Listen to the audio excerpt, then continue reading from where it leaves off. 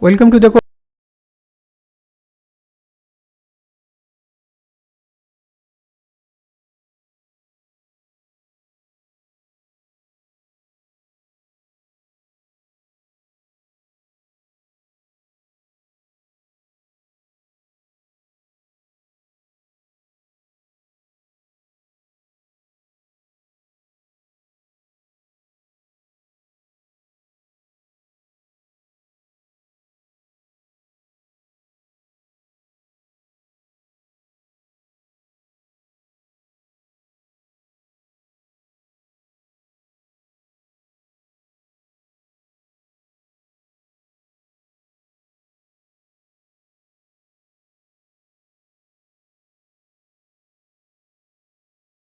With python.org website. Here you can download the latest version for Windows. Also you can install a code editor like PyCharm or VS Code. Here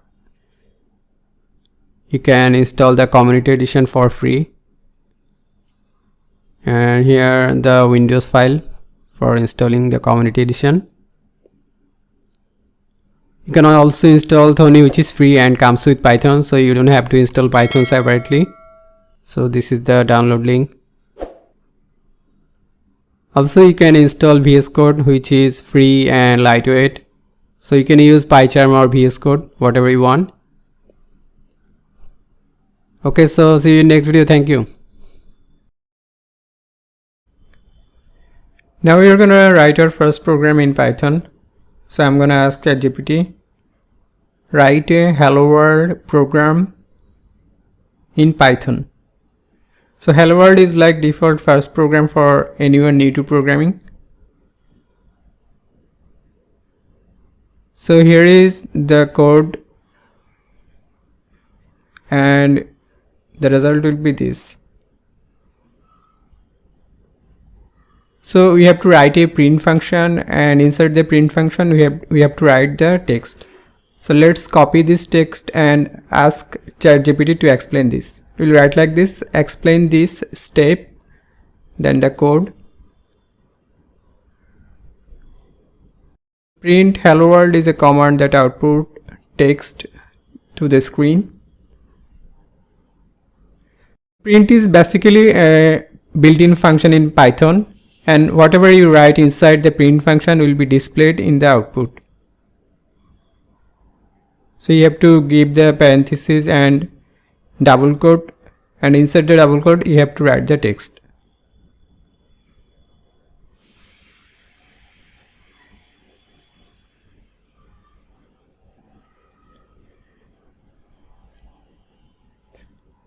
So here we write the print function, and inside the double quote we wrote hello world.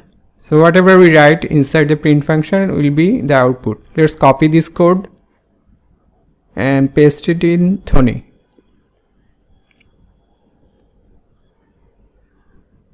Now we are going to run this code.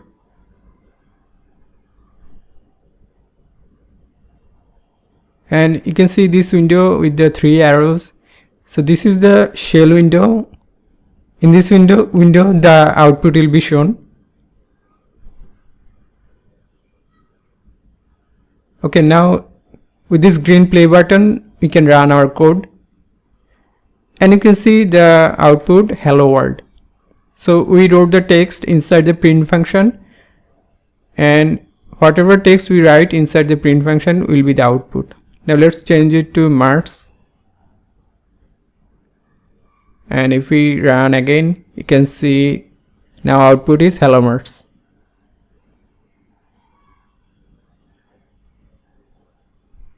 Let's copy this code and paste it. So now there are 2 print function. Okay, let's run it, and you can see the 2 text, first hello Mars and then hello sun.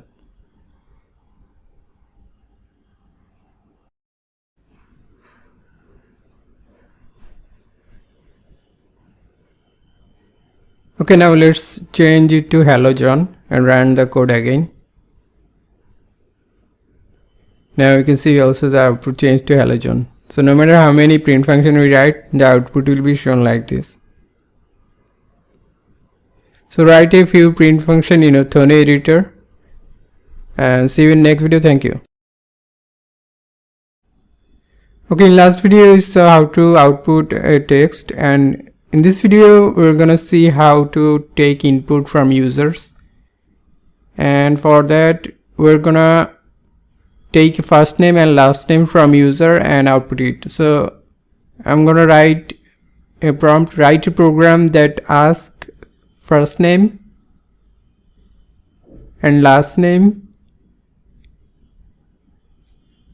and print it using Python language. Okay, ChatGPT generated a simple program. So this is the program that we want. Now with the hash you can write a comment. So this is a comment, and here is the code for first name and last name. Okay, let's copy this code and run it inside Thone. So if you run it, you can see it asking for the first name. Please enter your first name. So this is, we wrote here, please enter your first name, this text inside input function, and let's enter a name here. So I gave a name John.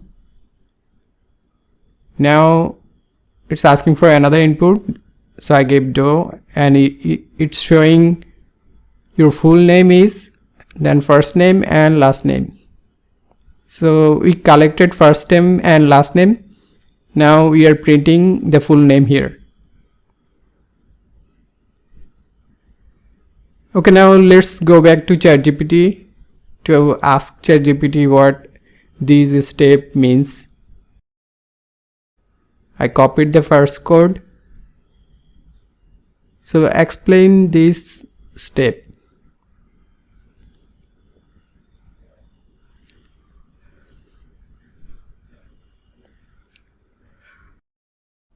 So with the input function, we collected first name and saved it in first underscore name variable. So we'll see what is variable. And here you can see input function is a built-in function in Python that allow you to take input from the user. And here we wrote the text. You can write any text here. Then we saved what we collected using input function inside a variable assigned to a variable. So variable is anything. So this is the variable first underscore name. So variable is used to store anything. So our input is assigned to the variable first underscore name. This means whatever the user types will be stored in the first name variable for later use in program. So variable used to store any data, and we used the first underscore name variable to store our first name.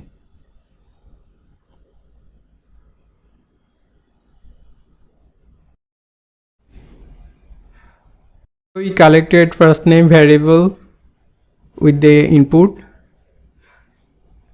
So with this input function, and last name variable with another input, and we used both variables here with the print function, and the result is your full name. So see you in next video. Thank you. Now we are going to look at some expressions and operators in Python. So I'm going to write give expressions and operators examples in Python.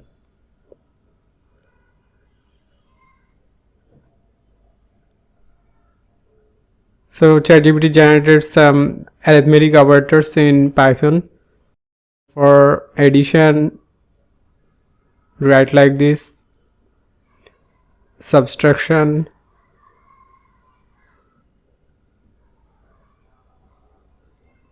and multiplication, we'll use the star sign to multiply.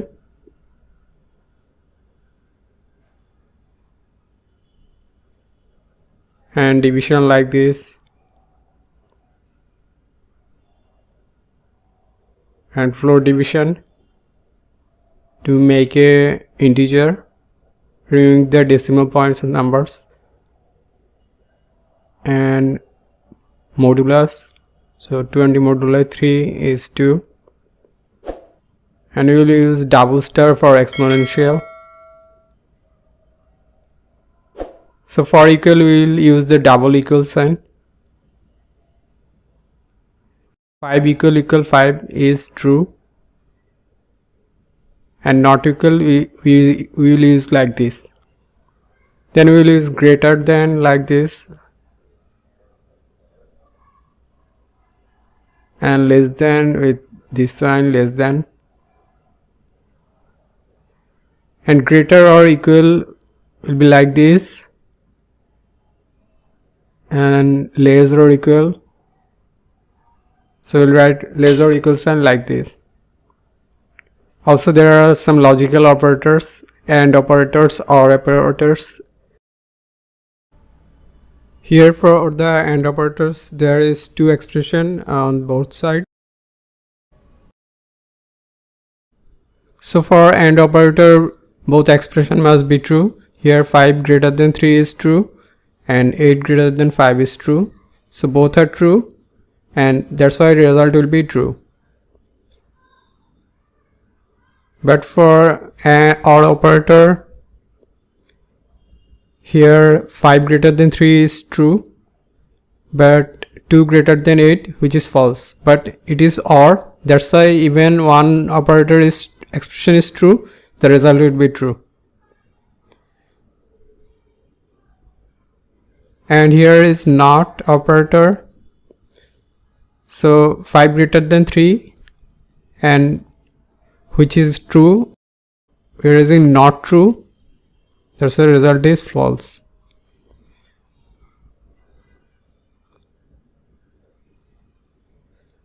So these are some operators in Python. We will use this in our programs. So see you next video. Thank you.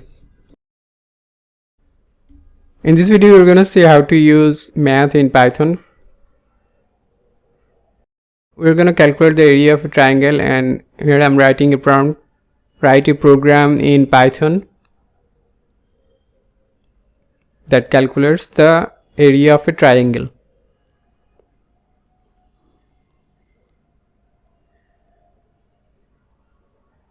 So ChatGPT generated program. Here is the formula half into base into height. So this program using functions, we can tell ChatGPT to simplify this, and we write simplify this. Okay, this also using functions.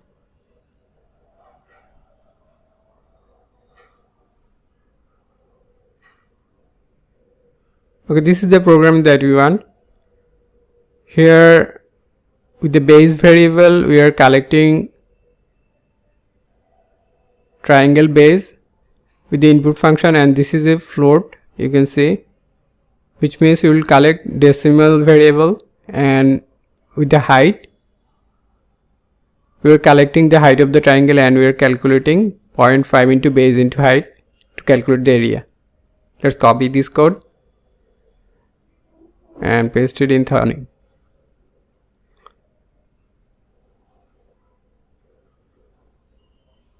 Okay, run it, and you can see this text, enter the base of the triangle. So I'm entering 5, and height of the triangle 8. So 0.5 into 5 into 8 is 20, which is the area of this triangle.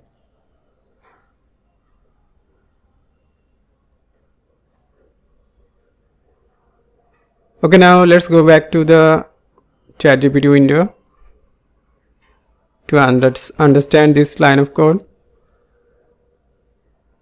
So I'm asking to explain this.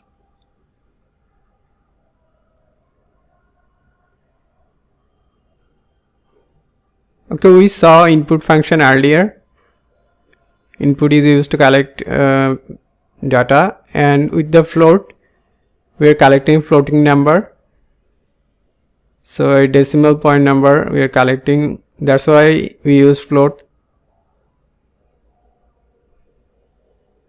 Next we collected another float number with the height variable.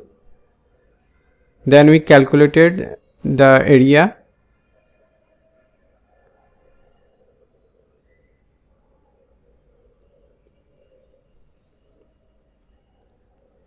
Okay, I'm asking again what this print function code is.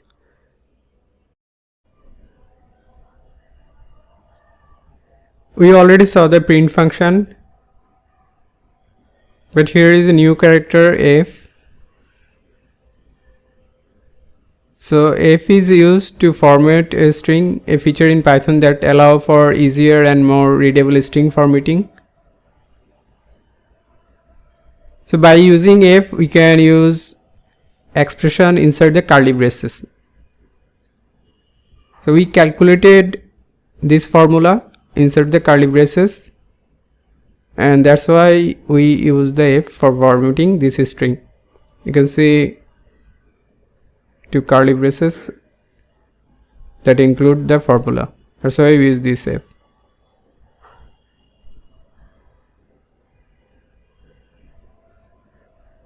Okay, in this video we use a simple calculation to calculate the area of the triangle. We'll see more expression, mathematical expression in future videos. So see you in next video. Thank you so much. Okay, in this video we're gonna see another mathematical example. So I'm write a program to calculate age in Mars compared to Earth.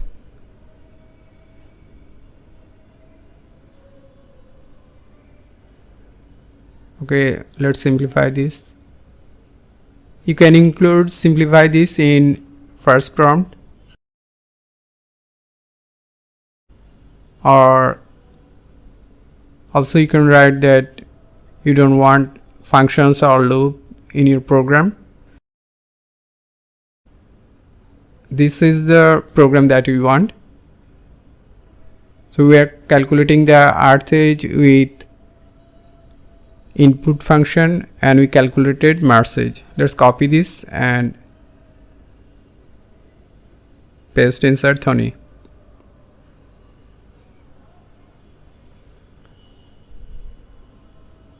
Let's clear this. Okay, enter your age in Earth years. With the input function we are collecting a float, and we will save this in Earth age. So here the calculation is done. Mars age is 13.29. So this is the formula. We calculated the formula and saved it Mars age variable, and showed the Mars age in curly braces using the f formatted, and we used 0.2f. So let's go to the ChatGPT and ask ChatGPT to explain this code.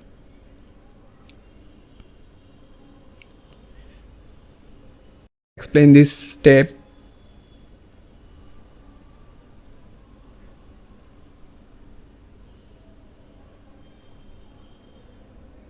You can see 0.2f formatting specification here. The 2 specifies that we want to display 2 decimal places.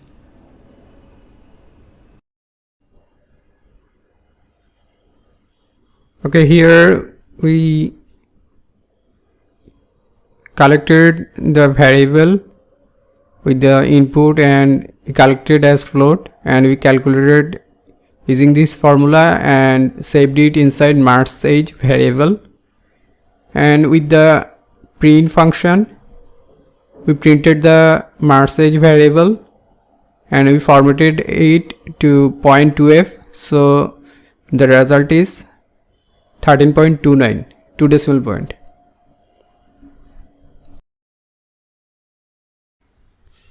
Now we're gonna look at Python title module, and I'm going to draw a rectangle. So I'm going to draw a rectangle using Python title module.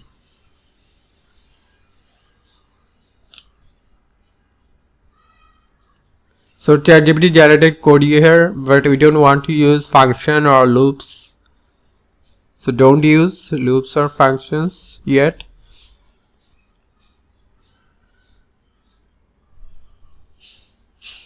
So this is the code we want. And you can see on the first line title is imported. You can import any module like that. And here a new variable created t, and a title is set with title.title function. So this is how we can set title, and we can move the title with t.forward and change angle by t.left or t.right. So here we change the angle by 90 degree. And with title.done we complete the drawing. So let's copy the code and paste it in Thonny. Now when you run the code, a rectangle like this is formed.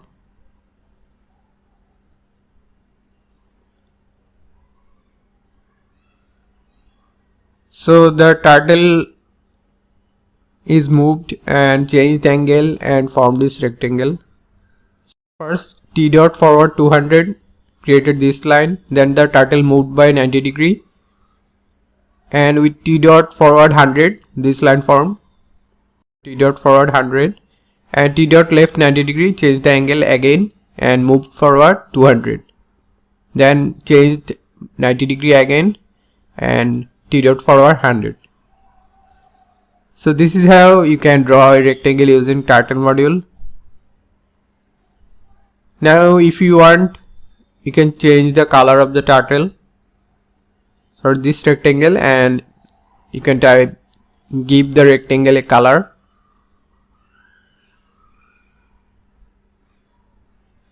So here a new code is formed. You can see t.fill color blue and t.begin fill to fill the color and end fill to end the fill.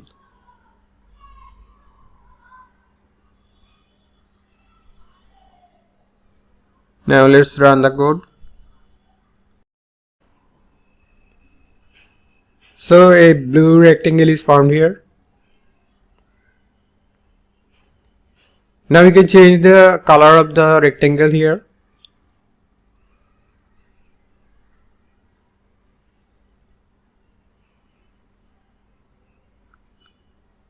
A new rectangle with light blue color.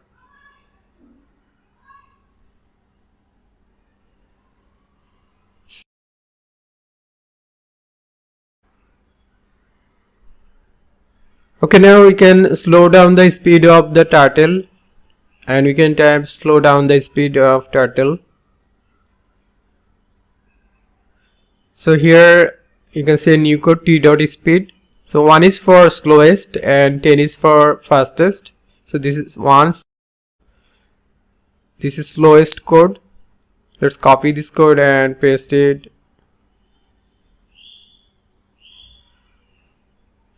Now if we run this code, you can see the title is moving slowly right now.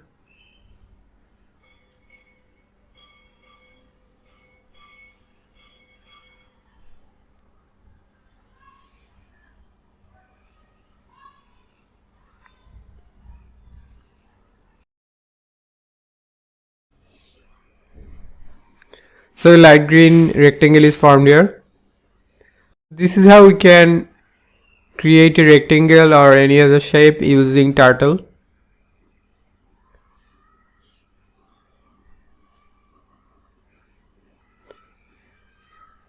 Okay, now if we want to create a circle, we can write like this, rewrite this code for a circle.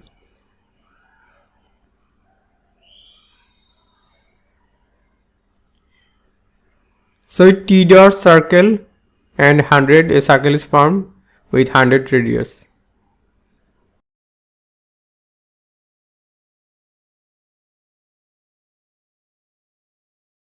Let's copy and paste the code again, and if we run, you can see a circle is forming.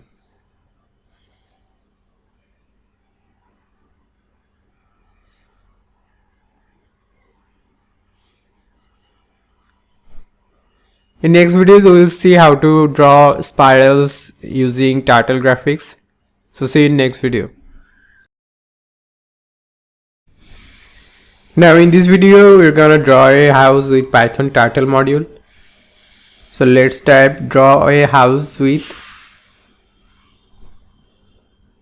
Python turtle module.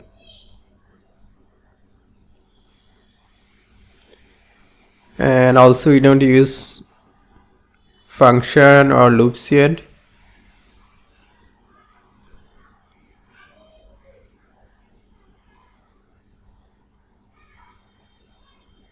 So this is the code ChatGPT generated to draw house. Okay, let's copy this code.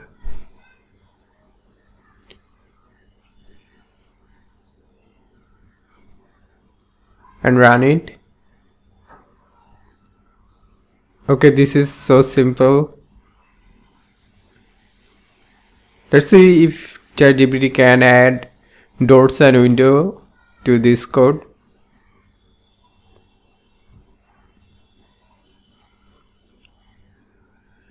So add doors and windows.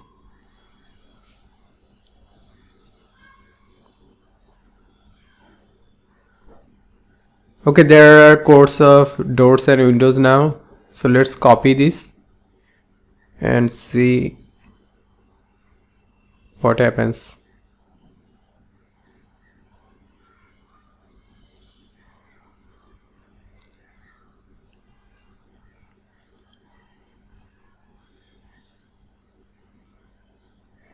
Okay, this is perfect. ChatGPT successfully created a house with doors and windows.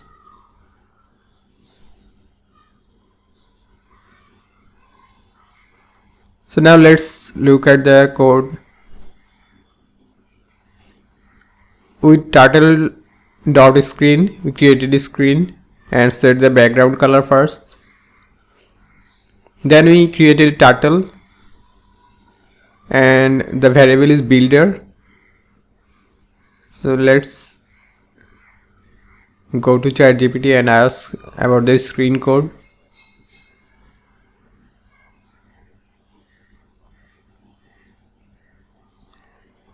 Okay, turtle.screen function creates a new window or screen where the turtle can draw. So screen serves as canvas for all turtle graphics.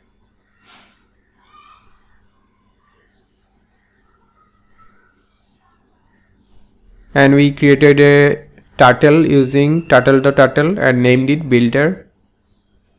So we used in last video T, but now we are gonna name it builder. And we fill color and set the pen size to 3. So this is the, so you can see the pen is bold now.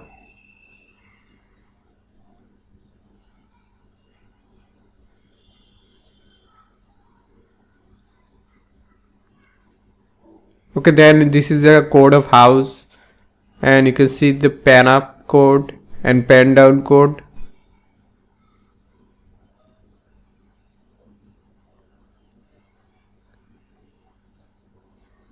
Okay, let's ask ChatGPT what pen up means.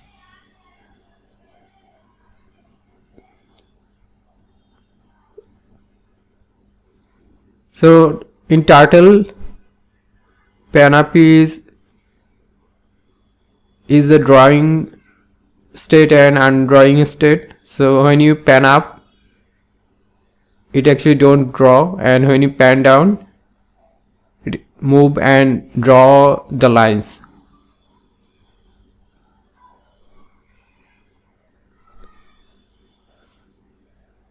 So we started with pen up and then pen down.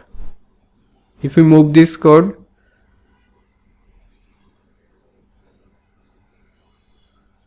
okay, when you remove the pen up code, you can see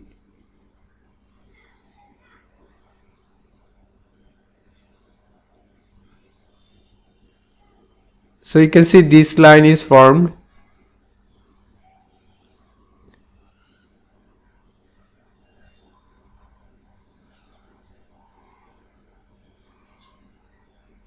Okay, let's remove another pen up and pen down.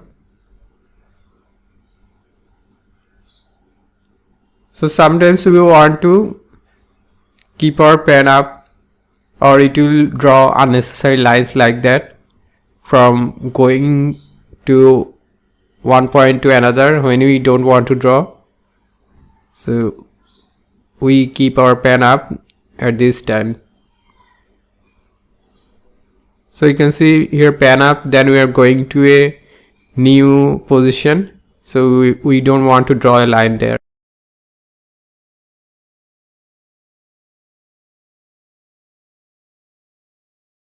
We are drawing different rectangles just like we did before, and triangles.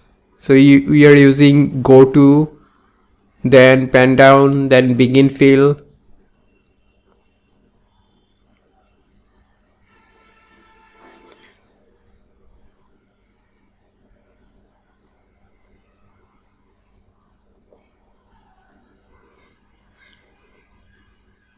So go to is just the XY position of turtle.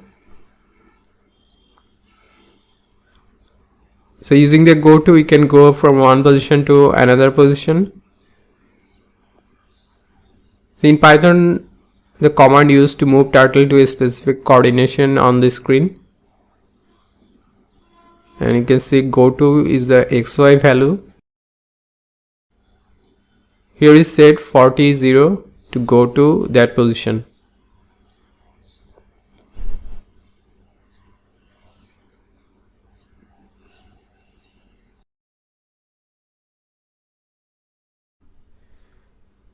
Okay, that's all from this video. So see you in another video. Thank you so much.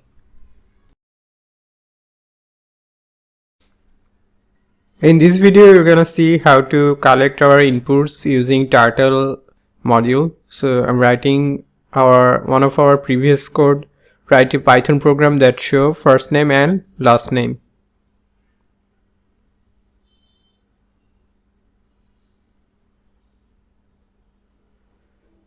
So you've seen this code before, where I collected the first name and last name of a user using the input command.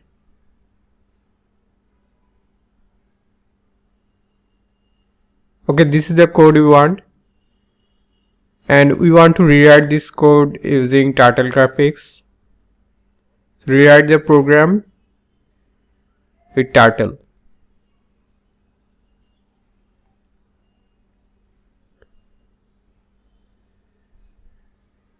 Now you can see another code is generated here. First name is collected with screen.text input, and this is how we can input with turtle.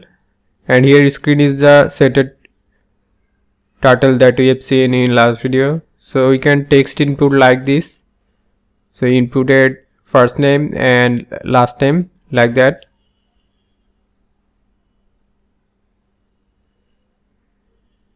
Then we printed like that pen.write. This is like the print function, and we outputted the first name and last name, and we also set it the alignment and font.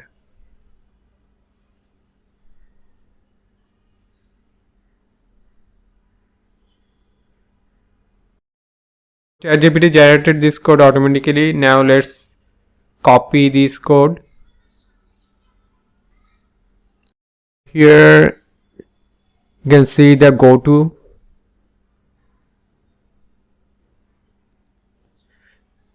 Okay, just run this code and you'll see what happens, and we'll explain everything.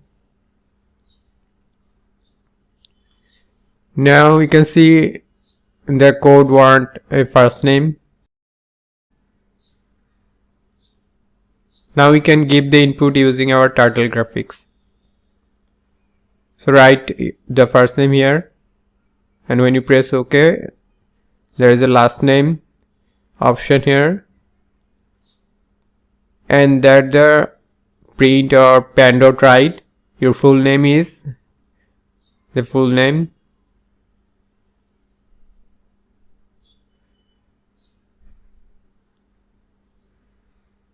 So first name is collected with text input like that, and last name is collected with another text input. And pan.write writes the full name with first name collected and last name collected. And with pan.goto we set the position for the turtle. Also set a screen, click on exit code. So when you click, the will be exited from the screen.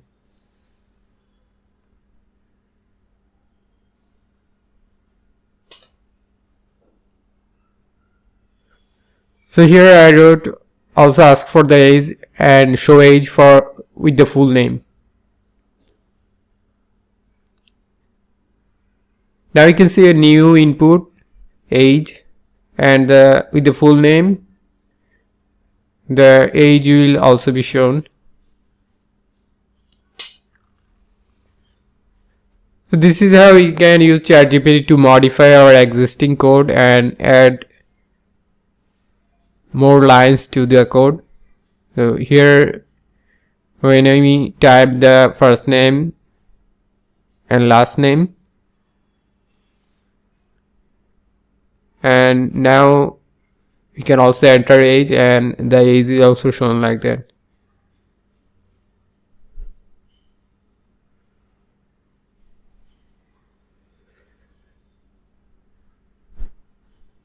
Okay, so this is how we can use turtle. See you next video. Now we are going to look at Python conditions. We're going to write a program that asks different messages to people of different age groups. So here I'm typing a prompt, write a Python program that tells adult or child.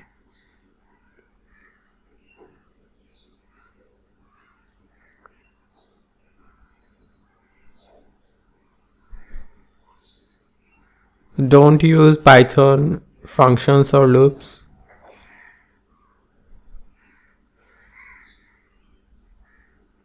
Okay, this is the program that we want. Here we collecting the age with the input, and this is an integer. Also we saving this to age variable. Now we will write condition here as ChatGPT. If age is less than 0, we'll show this message, age cannot be negative. So with if else we can write different condition. Here elif means else if age is less than 18, we will say you are a child.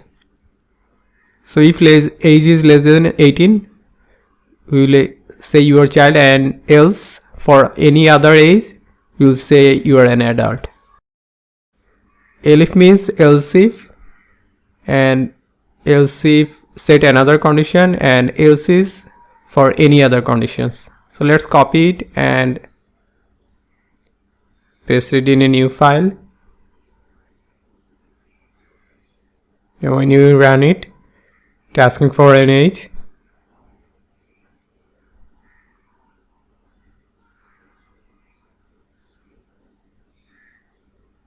For age 19, you can see it's showing the message you are an adult, and for age 8 you're a child.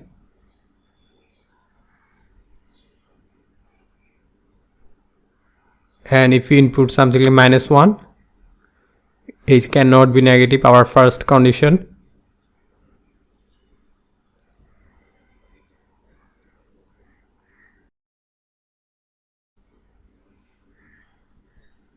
Now we can write this code again using our turtle module. So rewrite the program using turtle.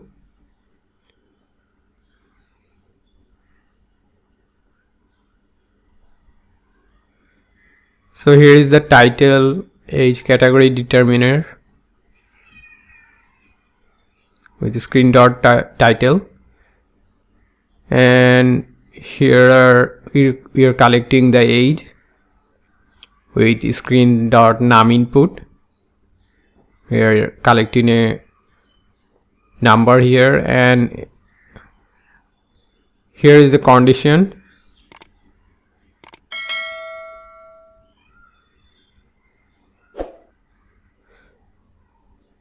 So here condition is written differently. So if age is not none, so if there is an input, then this condition will be activated. So here is if else block is inside another if else block. So this is nested if else block. You will see nested block again. For other input, so if there is no input, it will say invalid input. Okay, let's paste it and run it.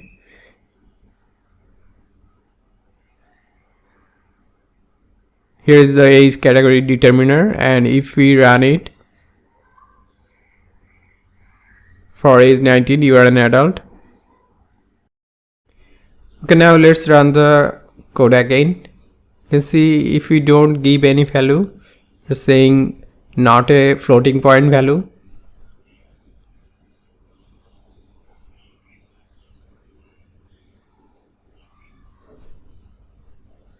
So here we are using this condition because if we cancel this without giving any value, for a value it will give you a message, but if we can just cancel it, it won't give any message and generate an error.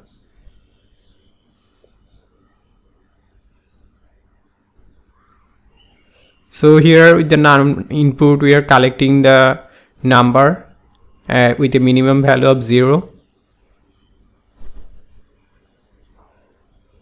and if the age is less than 18, saying you are a child, and but for any other age we are writing please restart the program. Now if we just remove this if and else, this program will also run without any problem.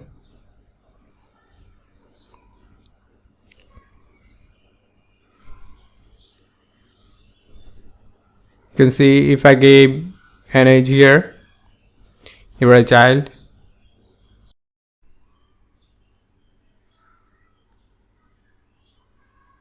So you are an adult.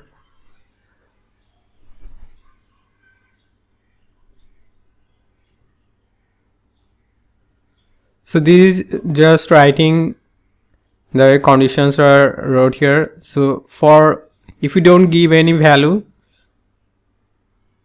it shows an error, and if we cancel without giving a value,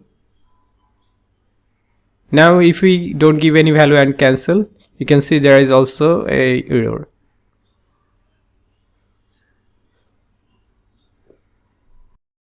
We are using the nested if else block just to avoid this error.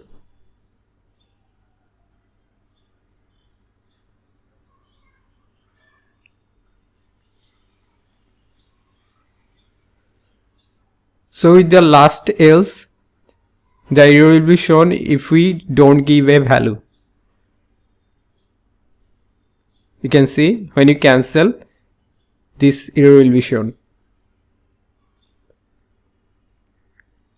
So here the else is for when age is none.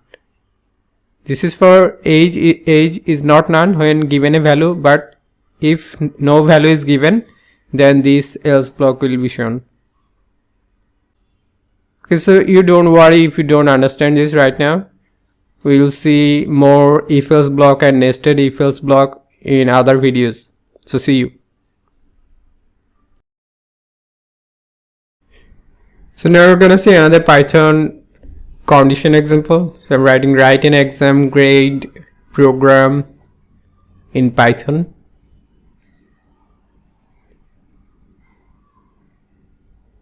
Without using loops or functions.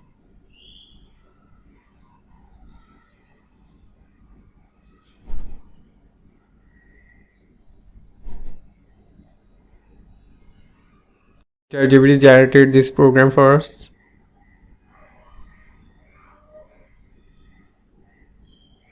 So here we're collecting the score with the input function as a float variable, and we are setting the if, elif and else conditions, and we'll set different grades.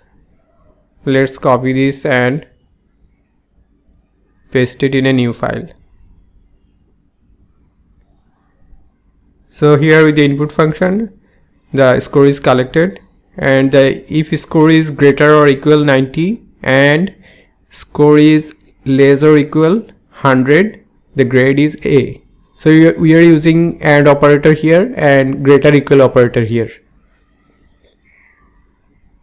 So when both condition is true, the result will be shown as grade A.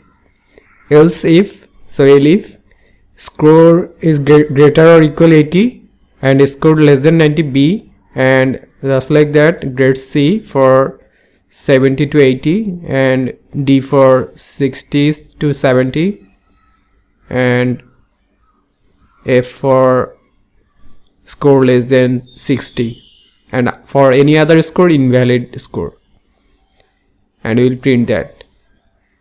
If we run it, for score 90 the grade is A, and run again for 42 you can see the grade is F.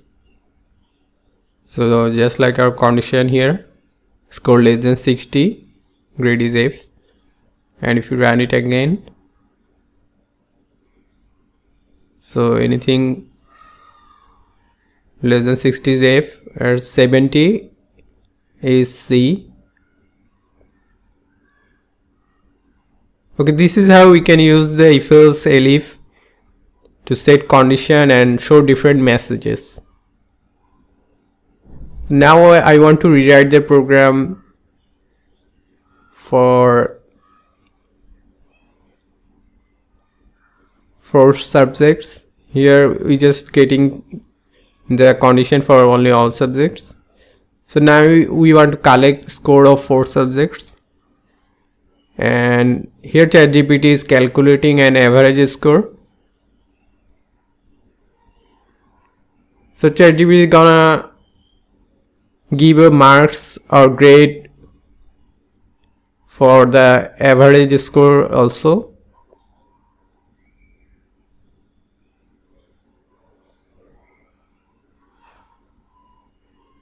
So I want to show grade for subjects separately.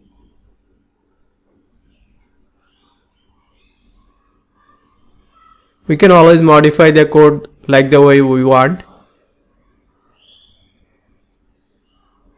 So don't use functions or loops.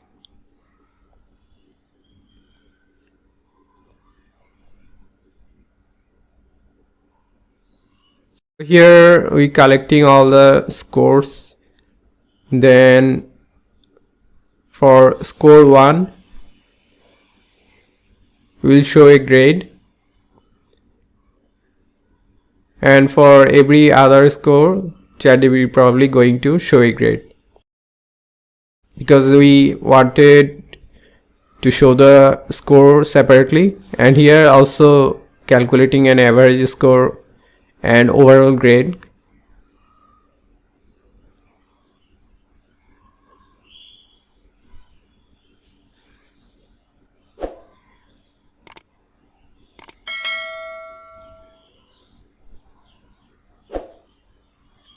When you run it, it's asking for subject 1 and subject 2.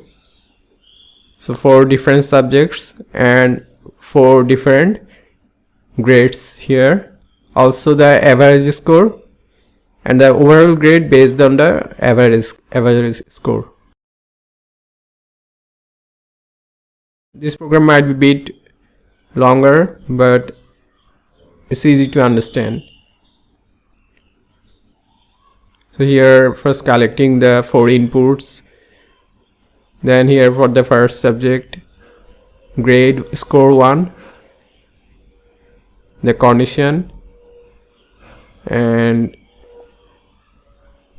just like their previous example. So we are doing it for every subjects and then calculating here the average score by summing and dividing by 4. Then we printed everything, and here we also calculating an average grade. For just like the previous example, we are giving a grade here for 90 to 100 A and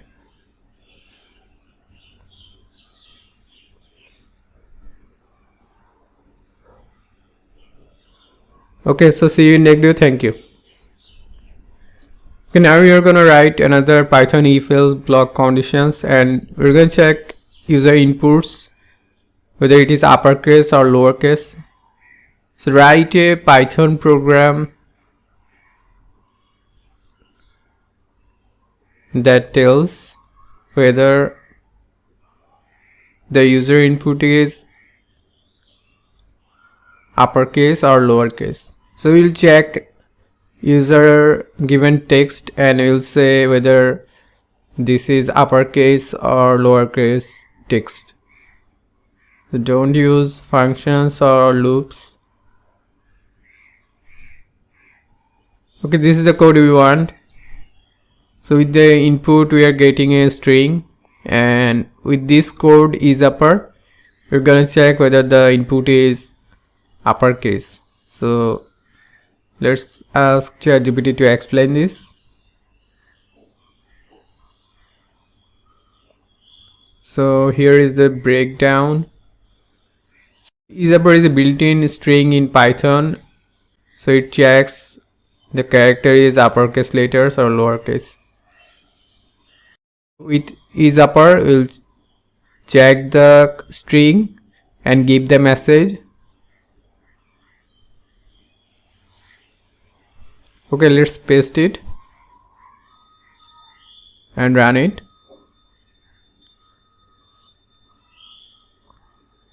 So when we input hello, the input is in lowercase.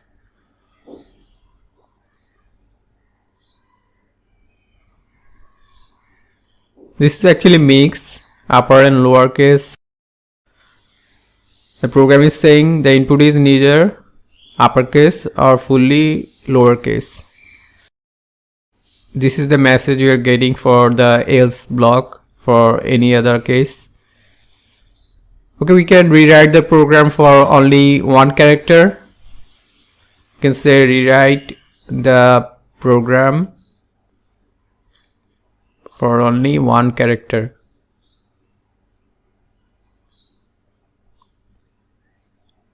Okay, now let's see what ChatGPT does.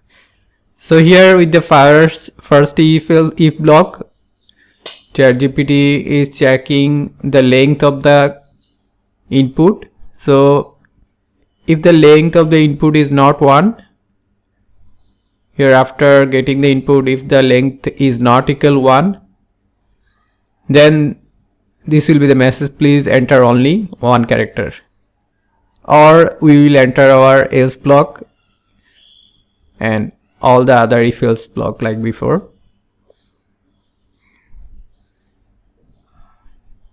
Now if we give 2 characters, it's saying please enter exactly 1 character.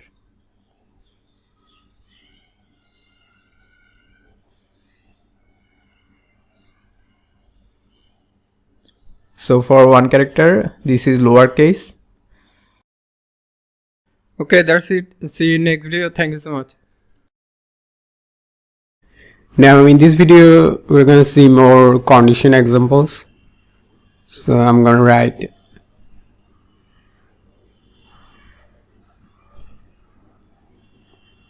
a Python program that give different messages at different temperature.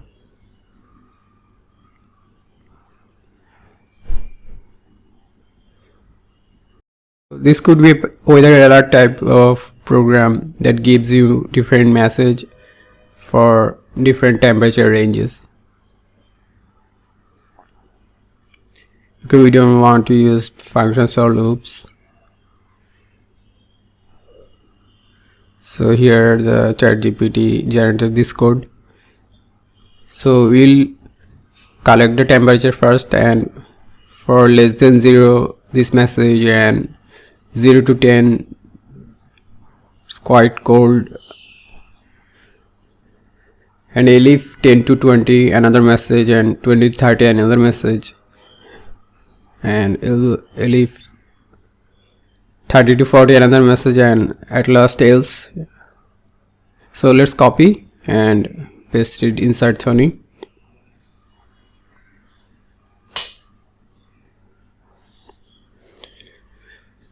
Okay, let's run the code now. So enter the temperature. I'm giving 30. For 30 and above, you can see it's getting hot, and stay hydrated. Another temperature 20. For 20 you can see. So here for 20-30 the weather is pleasant.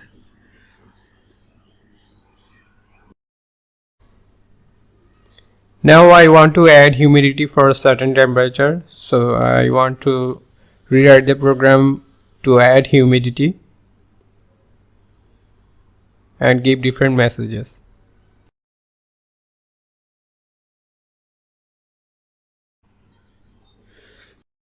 I want to include humidity also, and only for a selected temperature. So if the temperature is above 30, I want to also give a message about the humidity.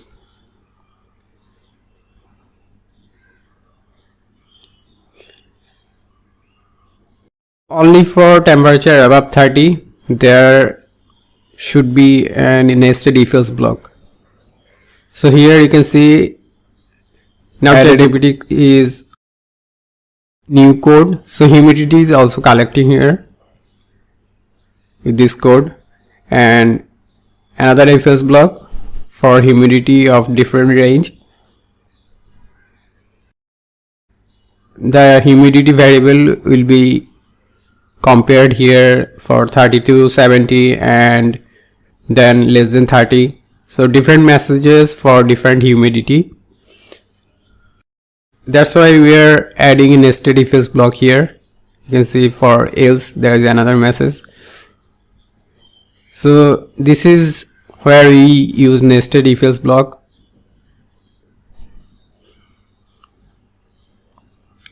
So if the temperature is now 25, the weather is pleasant.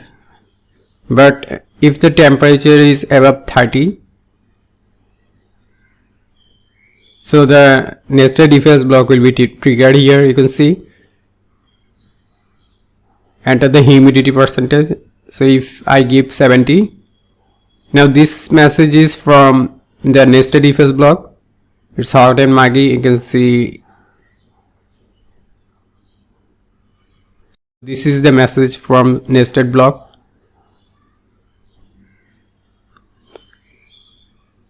For temperature 30 above and less than 40, we are collecting humidity also here, and we will check if humidity is less than 30 then a message, and for 30 to 70 another message, and else for anything other than that we will show another message. Here you can see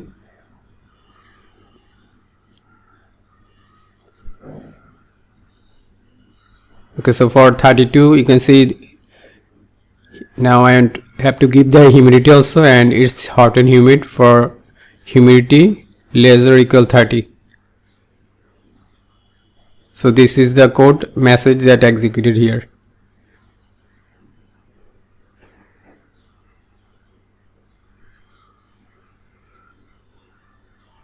This is how we can write nested if else block. So I hope you understand. Thank you.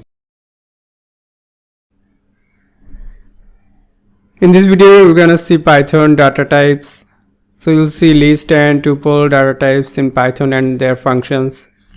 So here I'm writing what are Python data types. We already seen some data types like integer numbers and floating numbers with decimals, and here a string data type with text like that, and this is list data type. So you can create a list like that with text and numbers. And there is a tuple data type. So this is the tuple data type with first bracket. This is different from the list. The tuple is like list, just tuple is permanent and list can be edited. So here I'm asking for some list functions.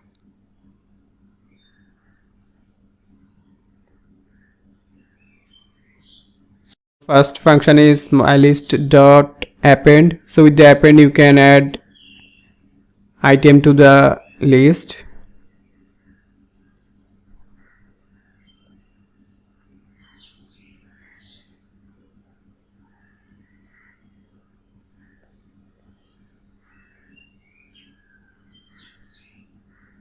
Okay, I'm asking for some examples here.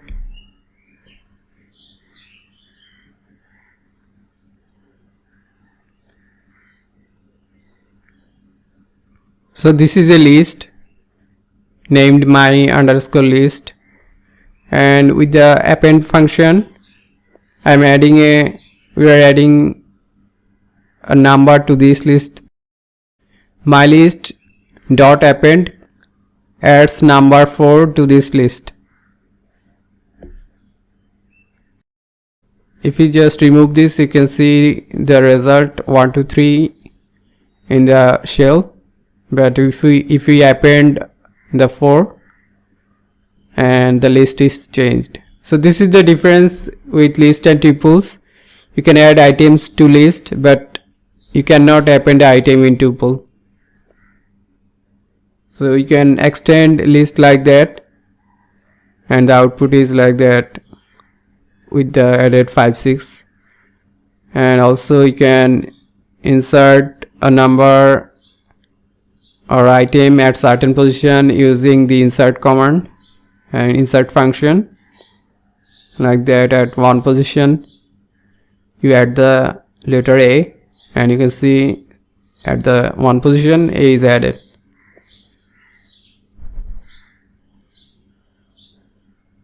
So this is the 0 position, and this is 1 position, and this is 2 position.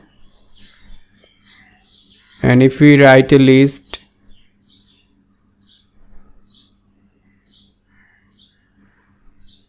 you can print the 0 position like that. 0 position of my list, print only the 0 position, and you can see 1 is printed. And for 1 position, if you run it, you can see 2 is printed, and for the 2 position 3 will be printed. So 3 is in the 2 position, 3 is printed. So every list start with the 0 position, and so if the 0 position is now apple and the 1 position is banana, so I edited the list. Now I'm asking for the second 2 position of the list. So this 3 will be the output. You can see 3 is the output, but Now if I change this to 0, so apple will be the input. So this is the 0 position. You can see output is apple, and for 1 position banana will be the output. For 0 position apple, and for 1 position the output is the banana. So this is how we can see the list members, and here you can remove a member like that, selecting and then remove function, and then some other functions you can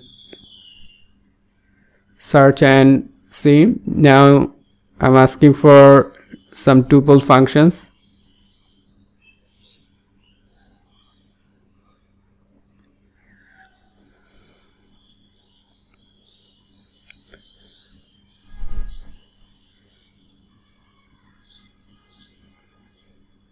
So here are some tuple function to find the index or length of the tuple.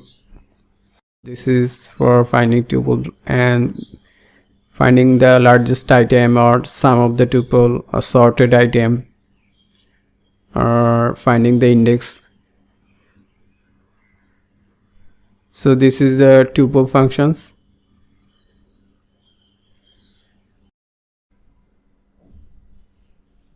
Okay, in our future videos we will see lots of use of list and also tuples.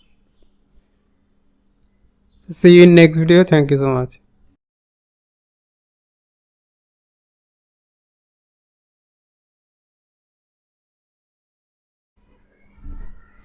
Now we are going to look at Python loop examples, and I want to write a program that prints number from 1 to 50. So I'm asking ChatGPT write a Python program to print numbers from 1 to 50.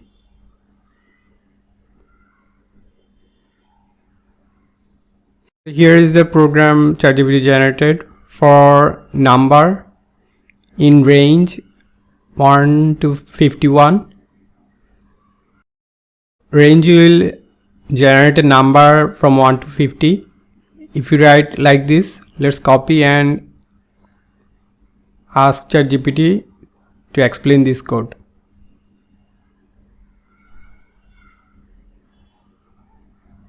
Explain this step for number in range 1 to 51.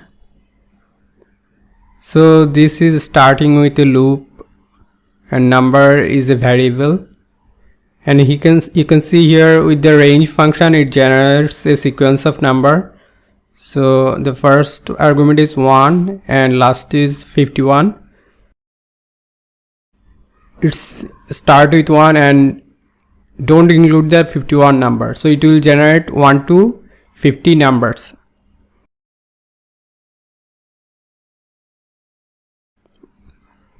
So range function work like this. You can write range 1 to 51 and it will generate number 1 to 50, and we are using it with the for loop. So now the for loop will equal the number variable with every number in this range and print that number. So this code means number is equal to all the numbers in the range. Let's copy this.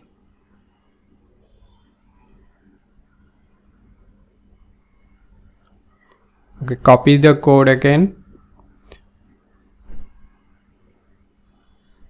Now let's run this code, and you can see the numbers 1 to 50 are printed here on the shell. If we change it to 101, so it will generate number 1 to 100, 1 less than the last number.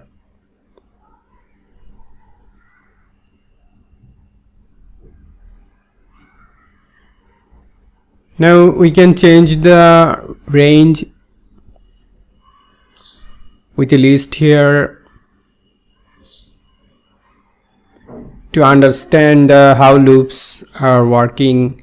Let's create another list here instead of the range function. Now I'm making a list of some fruits, orange, apples.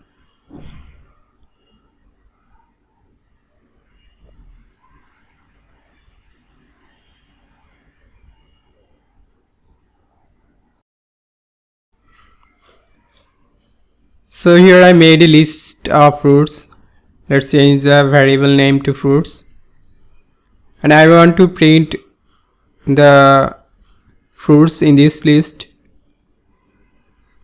So for fruits in this list, print fruits. If I run this, you can see all the fruits names are listed like that. Now I want to show a feature, debug. We can debug a program to see all the steps that this shell or this compiler is doing. Okay, first save this file.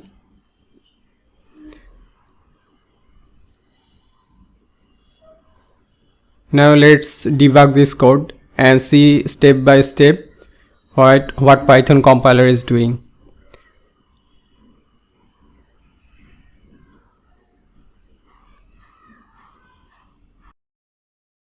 Press F7 or this button, next.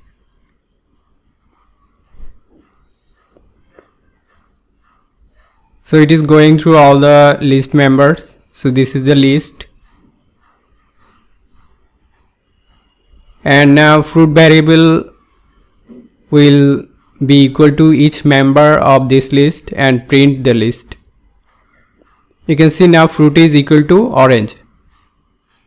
Fruit variable is now equal to orange, and now print will execute this variable or orange value. So if I press next, okay, now orange is printed. Now fruit is equal to apple, and so it will be equal to all the fruits one by one. And you can see on the variable fruits is now equal to apple, and now it will run the print fruits code.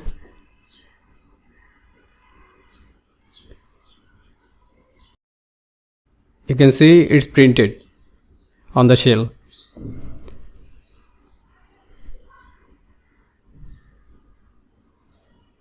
Now fruits is equal to grapes. You can see on the variable fruits is equal to grapes and print fruits. So name is changed to grapes. And now on the shell grapes is printed. So this is how the code is executed one by one, and you can use debugger to find errors in code and debug the codes. In this video we're going to use loops with turtle module. So I'm typing a prompt, draw a circle with turtle module. We saw this example before, just drawing a turtle circle here, and if we run this code, a circle will be formed.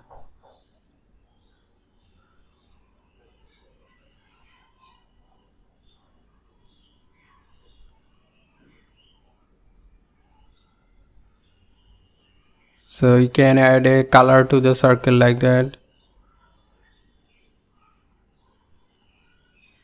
So we have seen this code before. Now using loops, I want to add more circles here.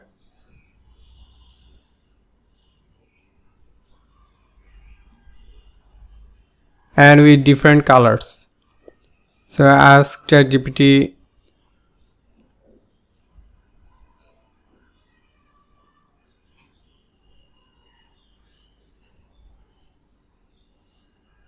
I want to write a command here that draw circles for a list of colors.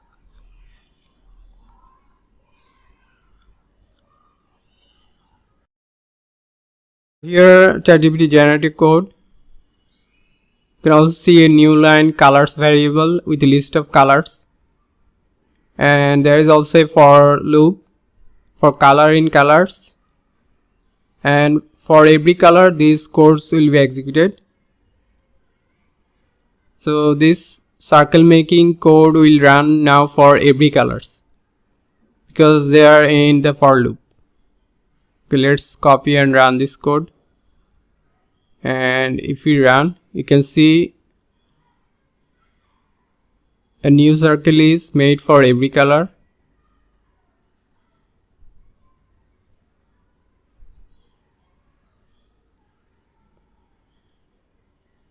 Okay, so 6 circles for 6 colors, and so these lines of codes are in the for loop.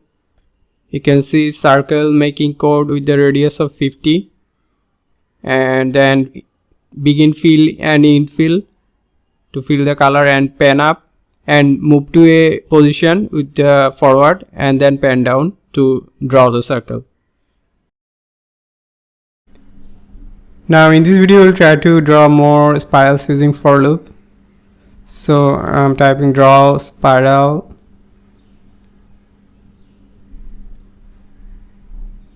using turtle graphics or modules.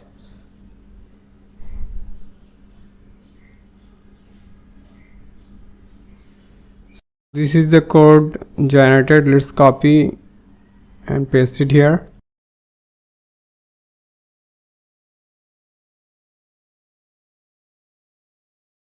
And if we run it,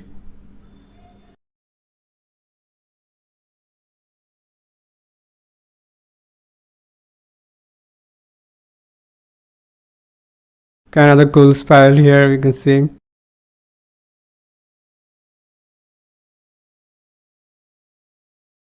So here we can see a list of colors, and in the for loop we are changing the colors.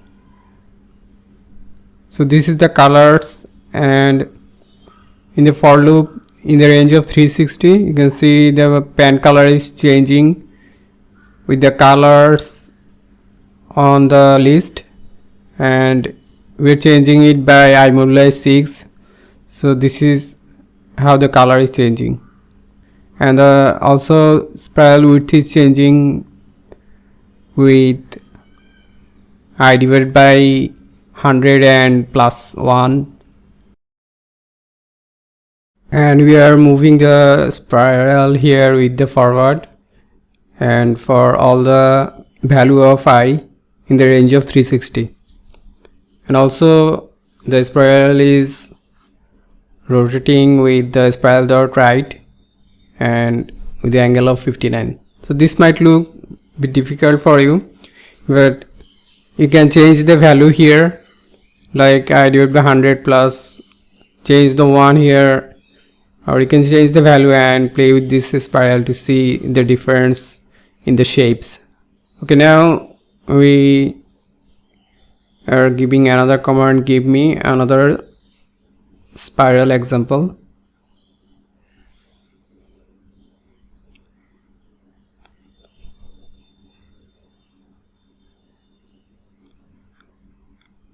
So here is the new spiral, and if you run it, and you can see different shape here.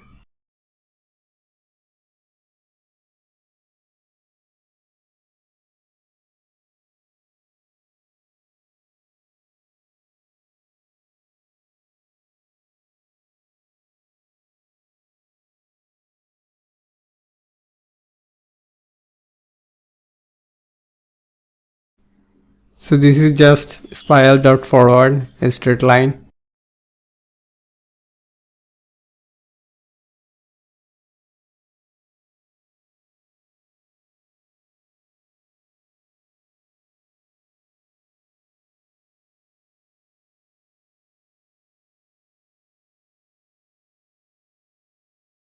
So this is another spiral example ChatGPT generated for us, and you can see.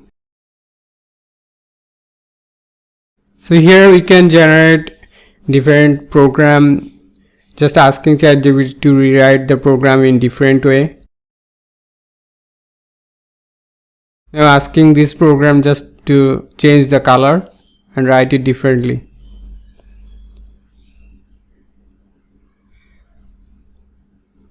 And if we run it,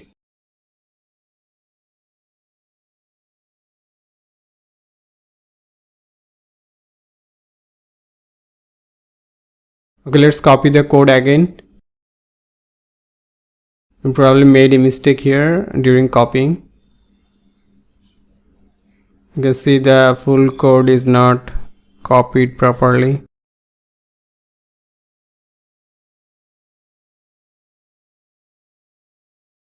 So let's copy again and paste it here.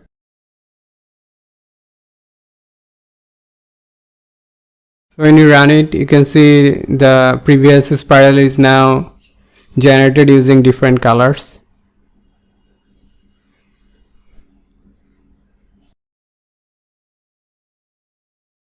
So this spiral is for I in the range of 100, and pen color is changing using I moduli, then length of color to cycle through the colors.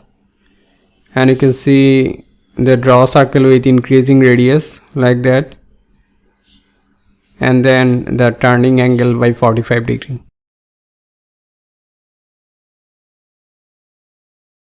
Okay, this is how we can generate for loops, spirals using ChatGPT.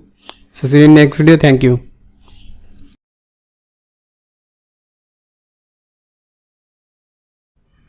Now we are going to look at a while loop example. So I'm going to type Python some example using while loop.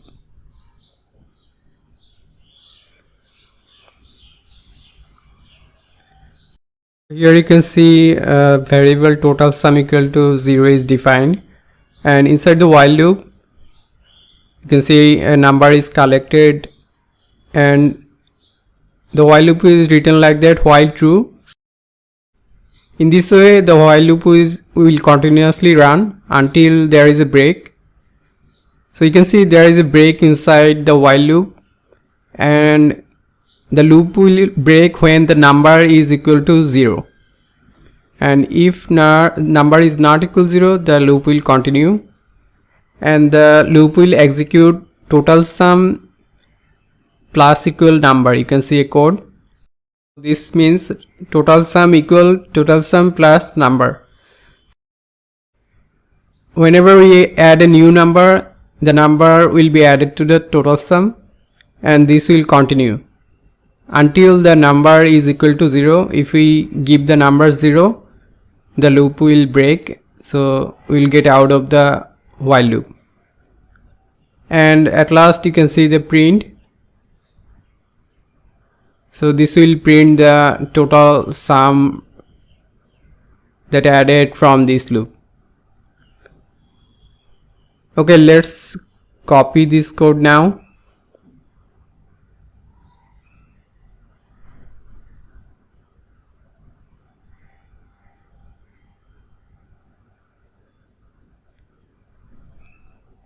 Okay, let's copy this code now and paste it here. So you can see 0 to stop or give a number. So I gave a 5, and then 6. The loop is adding these numbers, and 100.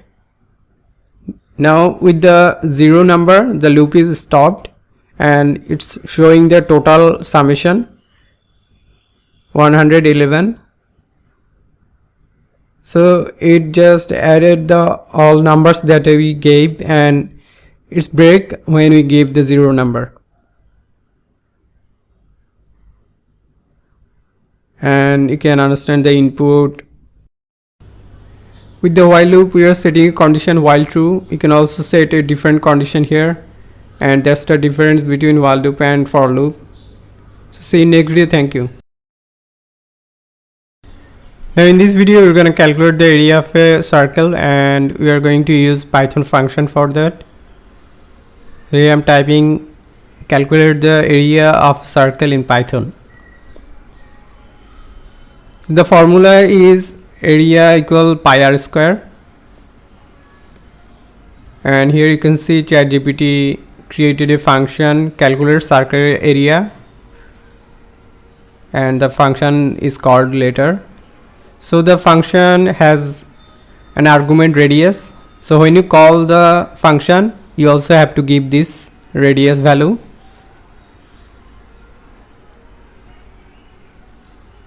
And the area is calculated here with area variable math.py, and we used math, so imported math.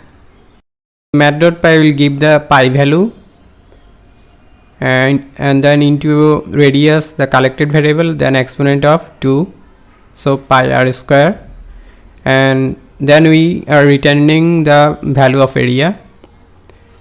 So area variable is returned here. Then ChatGPT is creating a new variable radius and calculated the area using the function. This radius variable is passed in the function and then printed the result. Okay, let's copy this code.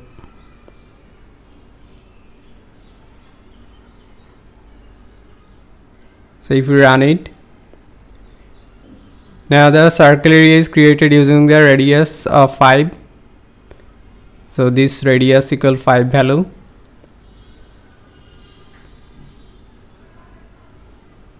Okay, I'm asking ChatGPT now that the user should give the radius value, take radius value from the users.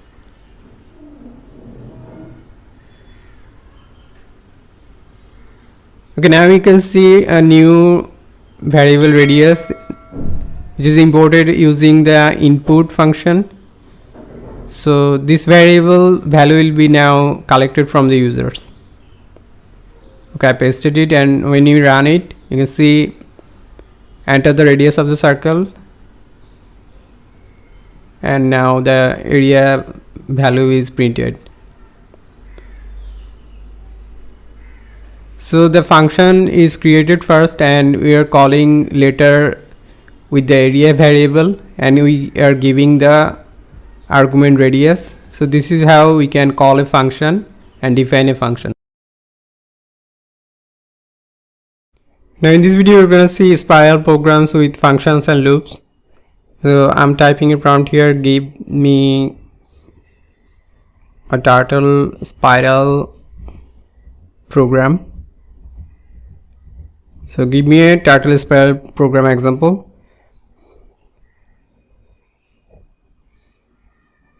And this code comes with all the functions and loops, and you can see the function draw spiral which has no argument, and this function is called later to draw all these chords or spirals. Okay, let's copy this.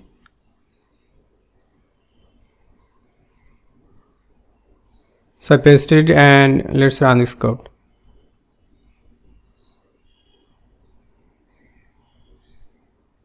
This is the result of this spiral code, and you can see inside the function a for loop for in the range of 100, and the turtle is moving by increasing the distance of I multiplied by 10, and then just the turtle change the angle by 144.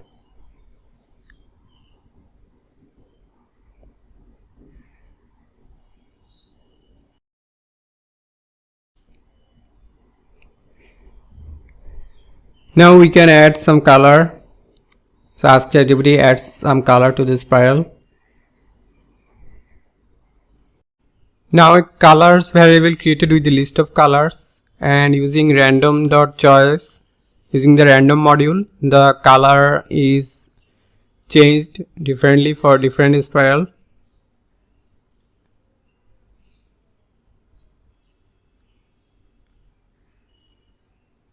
And if we run it,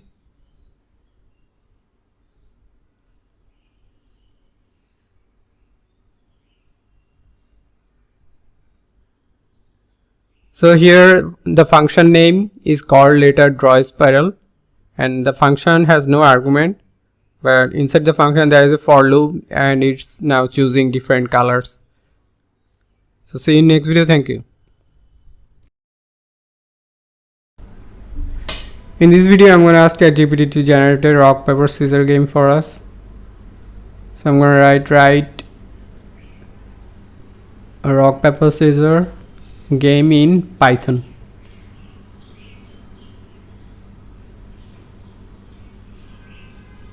So here is the code ChatGPT generated. You can see several functions here: get user choice, get computer choice, determine winner, then play game function, and there is a main function with play game. Here the main function is defining as play game function. So the game will start with this function play game, and here you get to choose the user choice or computer choice. So here with the user choice, first the user choice function is calling and then computer choice function is calling. So this is the user choice function and this is the computer choice function. With the user choice function, the user is entering his choice inside the while loop. If this is not rock paper scissors, this will print invalid choice, or user input will be saved here in user input and this will be returned. So return user underscore input will be returned, and the computer choice is using random dot choice. So using the random module, after user choice is collected and computer choice is collected, so these are printed. You choose this and computer choose that, and later determine winner function is called using the choices, user choice and computer choice. Okay, now let's look at determine winner function, which is collecting user choice and computer choice. So user choice, if user choice is equal to computer choice, then it's a tie. And here we are setting another else if rock is chosen by user and scissors is by computer, then it's win for rock, and for paper and computer choice rock, then it's win for user. You know the rules: rock beats scissor and paper beats rock and scissor beats paper. So we are setting these rules with our operators, and for every other cases computer wins. So you win only for this condition, and then we are setting the result using the result variable and printing it. Okay, let's copy this code and paste it here.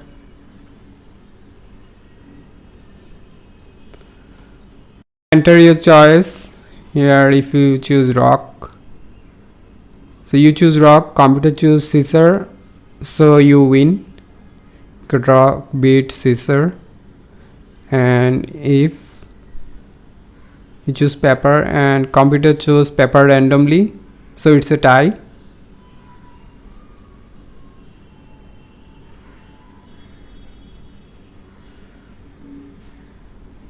And rock, both you choose rock and computer choose scissors, so you win.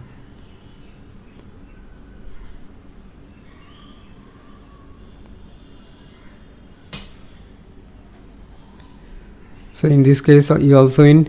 This is a really simple program, but we used functions or while loops and everything here and calling different functions. Okay, try to generate more games on ChatGPT and try to understand it. So see you next video. Thank you. In this video we're going to look at Python class and examples. So I'm going to write Python class and examples. So class is a blueprint for creating objects, and it defines the properties and behaviors of that objects. Here is a basic structure, and class contains a init function, so it is default. And you can see here is an example for car class. So for a car, this is starting with the init function, and these are the arguments it takes, and these are the attributes. Self.make equal to the argument, and self.model equal to model equal the model argument, and self.year equal to year, that year arguments. So this is a class, and starting with this init function. And here is, we can create a variable myCar. We are creating a new car now. We are giving the car class and the arguments. So here are Toyota for the make, and Corolla for the model, and year for year argument. So this way you can create a new car with these attributes, self.make, models, and years. So here we are creating a new car. And here are other functions in this class. So this is a display info class, and this just printing the attributes of the init functions. And so here we are giving the variable myCar, our new car, and then we are calling this function with the dot. So this way we can call a function. Now let's copy, and okay, let's copy this way. I'm pasting in Thony. So we created a new car with the car class, and now we are calling this display info function. Let's run it. You can see it's displaying all the attributes this way, like the way formatted, year, make, and then model. So here the model.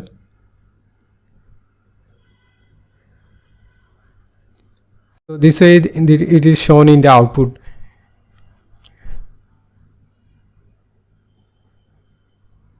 Now we can create a new car.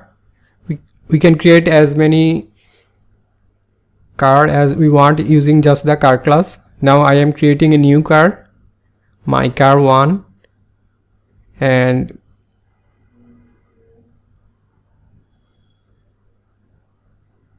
I want to create from the car class. So I'm writing car, and these are the arguments that I have to give for the car class.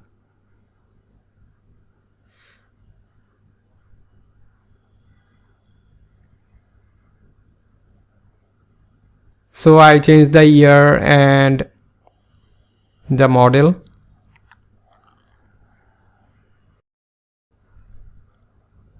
Okay, now we can call the function again. Just write our new car and dot call the function display info.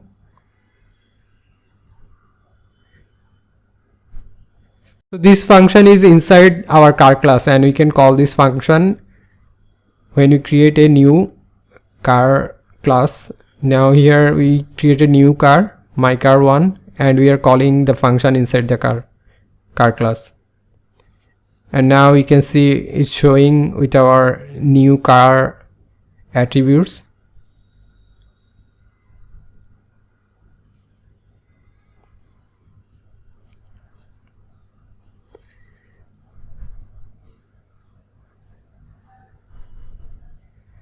Now let's look at another class, show a dog class example.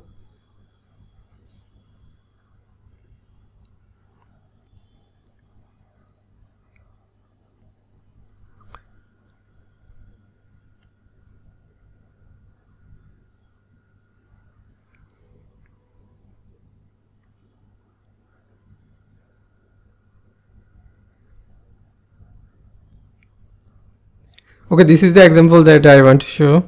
So here is a new dog class, and the class is starting with the default init function, and this taking name, age and breed arguments, and these are the attributes: self.name, self.age and breeds. So here are the function inside the class: bark function, fetch function, display info function. And display info just print self name, so self name, age and breeds. Now I am creating here a new dog is created using the name, then year and the breed. Here in this init function, name, age and breed is given, and if we copy this now and paste it here,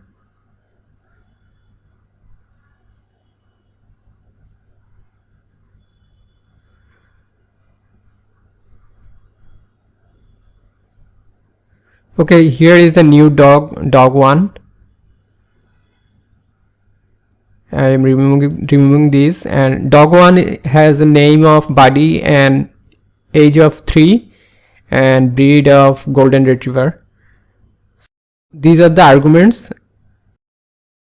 The attributes will be with these arguments. And now if I call this function inside the class, this will print the self.name, so that means Buddy, and self.age, that means 3, and the breed of golden retriever. And if I play, you can see this print function printed with the attributes.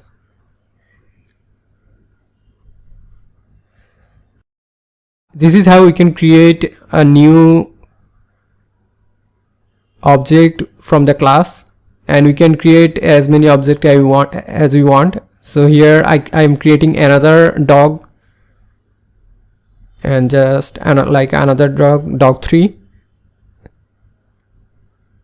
Now I'm giving the second dog a name of, okay, any name, Johnny, and the third dog name is Tom.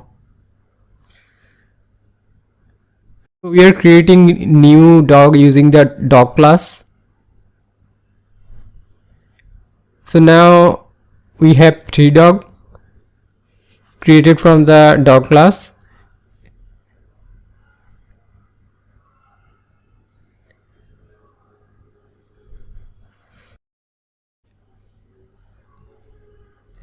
Now we can call the functions using the class. So here I'm calling the function display info of dog2 and dog3. When I play, you can see the display info of our new dog2 and the dog3. We can also call other functions from our dog class. Here you can see some other function like bark, fetch. So if I remove these and I type like that, dog2 bark function, now dog2 is calling the bark function. So here dog2 name will be replaced and it will say the text. Let's run, and you can see dog2 Johnny says woof woof. And also for our first line here, display info text is showing. Now let's call another function. So here I am also typing dog3.bark. Now dog3 Tom that we created also saying woof woof. This is how we can create class and create new objects from the class, and we can call all the function inside a class using our new objects. So see you next day. Thank you. In this video I'm going to show you another simple Python game. Python tic-tac-toe example.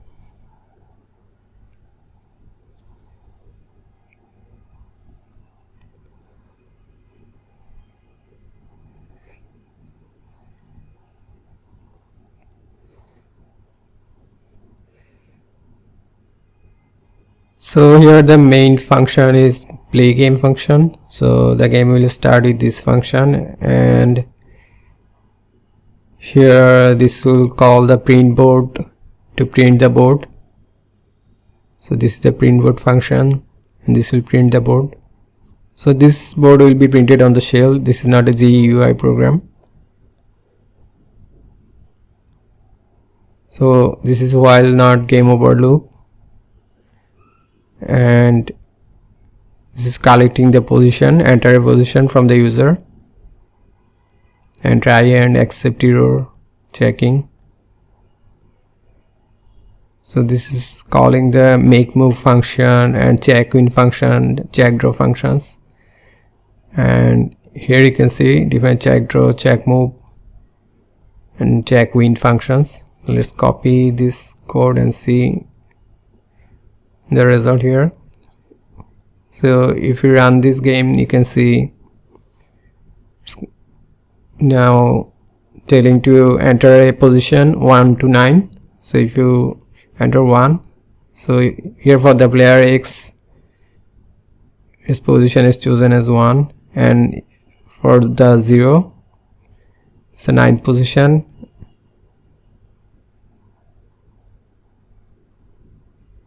Okay, now I choose 3 position for 0 player and 5 position for 1 player or X player. Okay, player 0 wins for this 0 0 0 in a line. So this is how tic-tac-toe works. Now you can rewrite the program with GUI, graphical user interface. So this will use a Python TK library probably.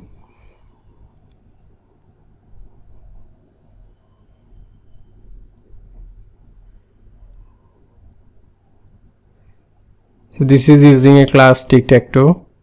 You can see here.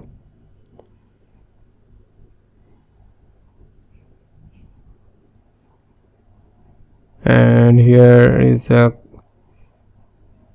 game using the class.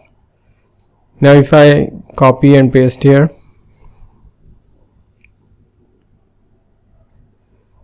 so now this will run as a graphical user interface.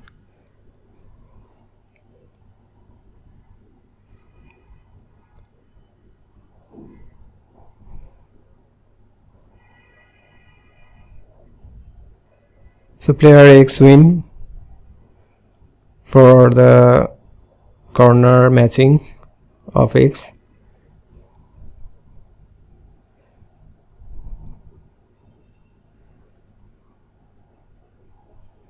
So this is the same program but written bit differently.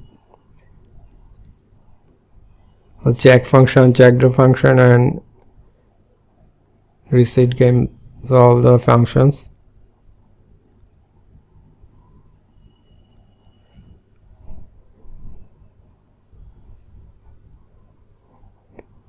Now we can rewrite the program again without using classes.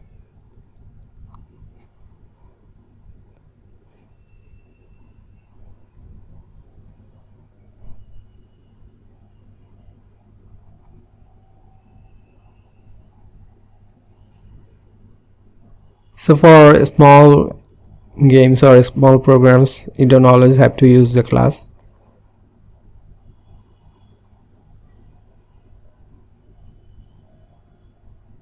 Let's copy again.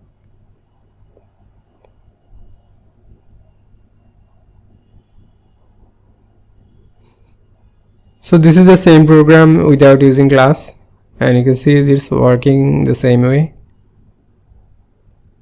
So I want you to look at these programs and try to understand what you have already learned. So thank you so much. See you in next video. In this video, we're going to look at a schedule zip program. So here I'm going to write Python zip folders.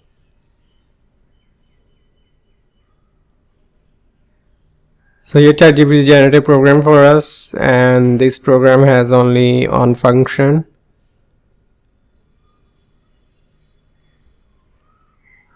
So here you have to give the path of your folder, and this is output zip file name.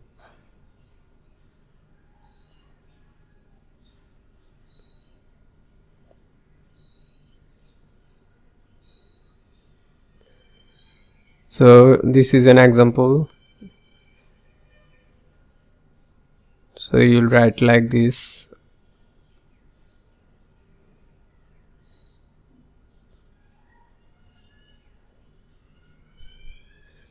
Okay, now I want to zip files and folders at a certain time. So I want to schedule it. And here you can see schedule is imported.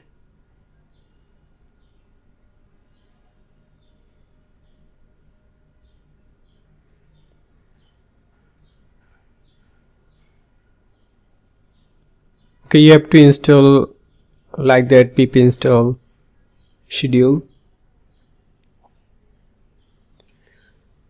or if that don't work, you have to put a command like that python 3 and pip install schedule.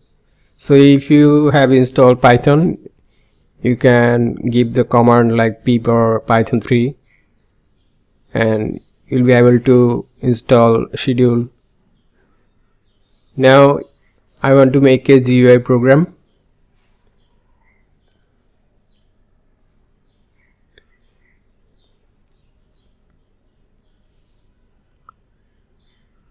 Okay, let's copy this code and paste it inside VS Code. So you can use VS Code or PyCharm.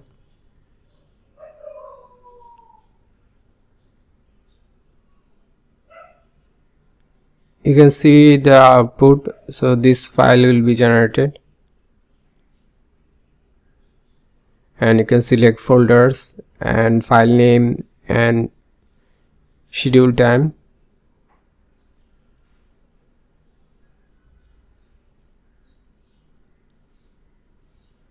So this way you can easily create a GUI program for your ChatGPT Python program.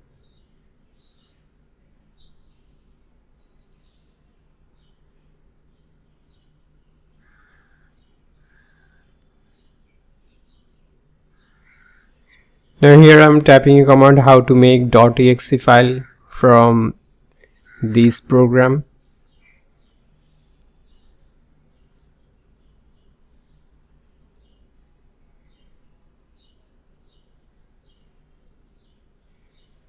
So you have to install PyInstaller first with pip, and then with this command you can generate a .exe file.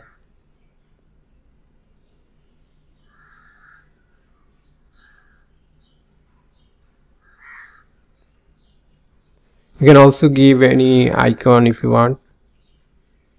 Here you can solve the instructions.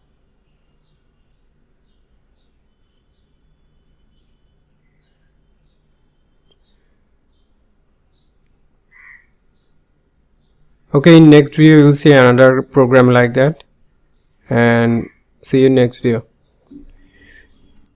Now in this video we'll generate Python code to watermark and crop videos. So here I will type a prompt watermark videos from a folder with Python.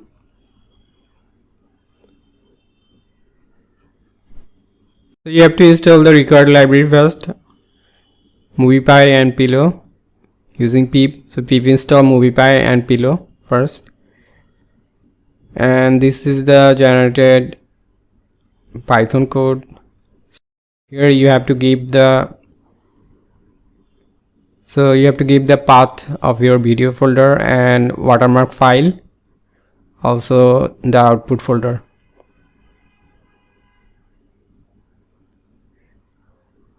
Now I want to automatically watermark a file when it is added to that folder. So here I want to modify the code. Automatically watermark new file.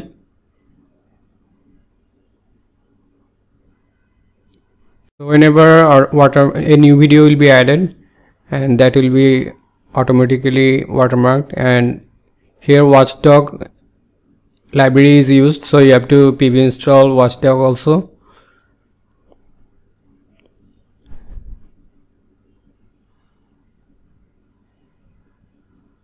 Now you can also add crop features in this program.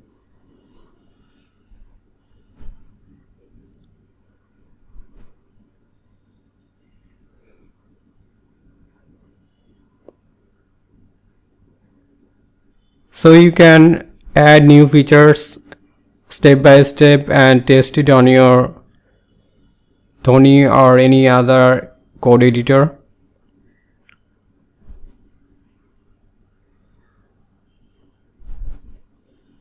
Here the crop feature also added.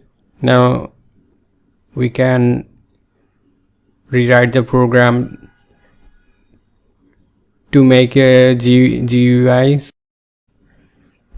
I want to make the program graphical user interface.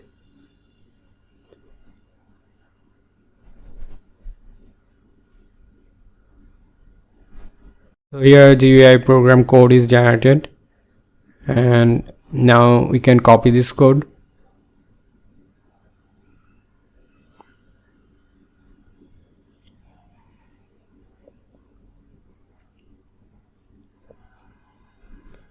Okay, let's copy and paste it in VS Code or any other editor.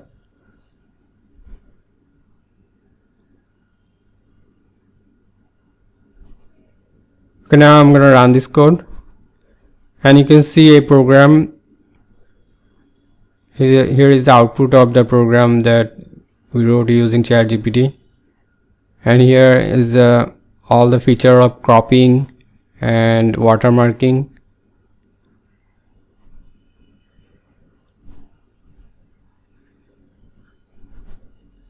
So this is how you can easily make a program and also generate a graphical interface with the ChatGPT.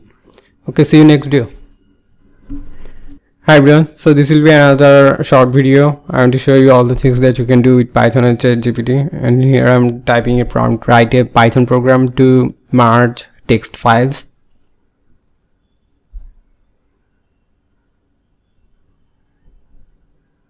Okay, so the program is generated. So this program will be able to merge text files into a new text file. So this is where you give the text file path and the new text file name here. Okay, now we can rewrite the same program for merging PDF also. Just give a command, rewrite the program to merge PDF files.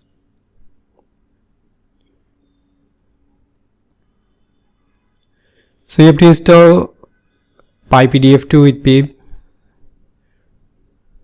Then you will be able to run this code.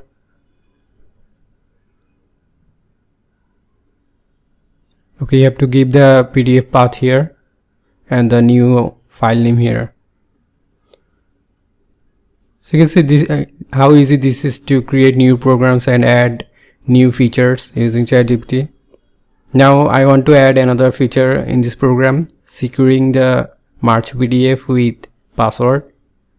So password protected PDF file you can generate like that. So this program will not only merge PDF but also make the merged file secure with a password.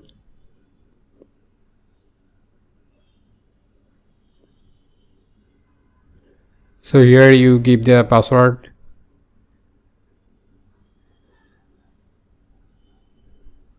So this program will be encrypted using that password. Now you can also add GUI feature. You can make this program, rewrite the program to use with graphical user interface. So just copy it in your code editor and run it, and you will get the GUI. Thank you so much. Now in this video you'll see some really simple code to get information from a website. So here I'm writing simple beautiful soup program. So beautiful soup is used to scrape a website using Python. So this is a Python library. So here you can see different codes generated to scrape the link and extract paragraph from a web page. So with this we can extract the links from the website. So I pasted it, and here we have to give the URL. So I'm giving a address realpython.com for this website. Now we will find all the links. Let's run it. Okay, you can see all the links of this website.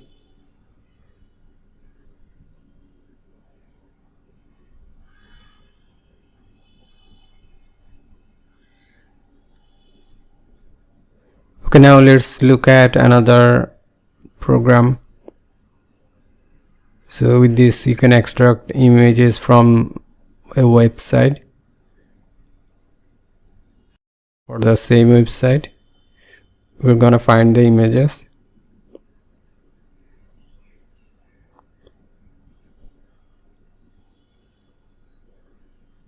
And when I run it, you can see the list of images of this website.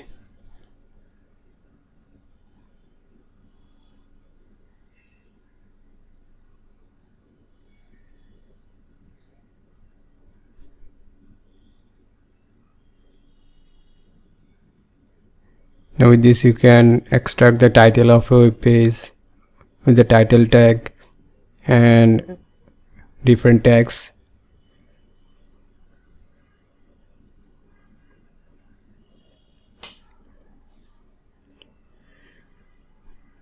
So you can extract different information with different XPaths or part of the website. This is a simple introduction. I'm just showing you what beautiful soup is. And now you can see all the paragraph of this website.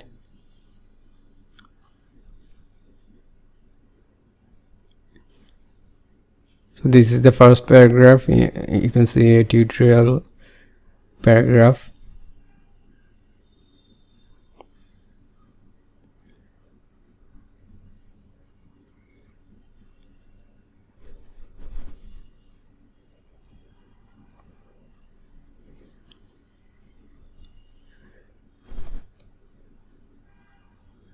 Okay, so see you in next video. Thank you so much.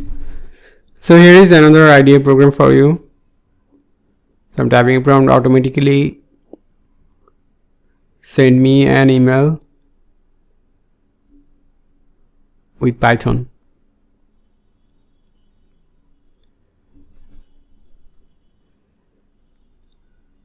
This program will send you an email automatically using the SMTP server. Here this program is using Gmail SMTP, and you have to give the sender email, receiver email and other information like subjects, body. So here this is using Gmail SMTP. So you have to give email password, or if 2FA or two-factor authentication is enabled, you have to give the app password. You can generate a password from your Gmail account.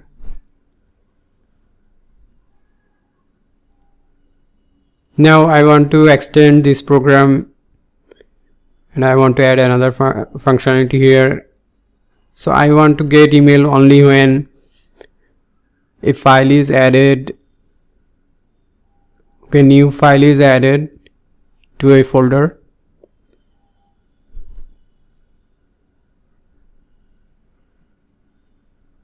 This is using the watchdog library again. So you have to install watchdog using pip install watchdog.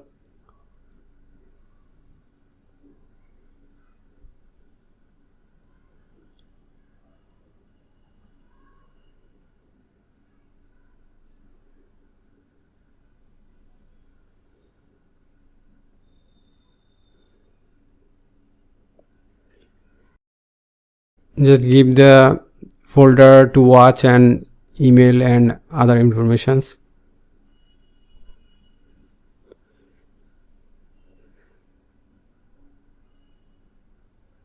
Okay, so that's it. See you in next video. Thank you. Okay, another easy program you can generate is convert Excel file to SQL file. So convert Excel to SQL using Python. So here are the steps you have to take. First, read the Excel with pandas, then make a connection, and then write the data frame to SQL. So you have to install these libraries.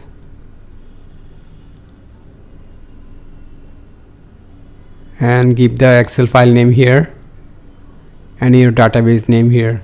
Create a database. So this will make a connection and then it will read from that Excel file and then it will write to the SQL.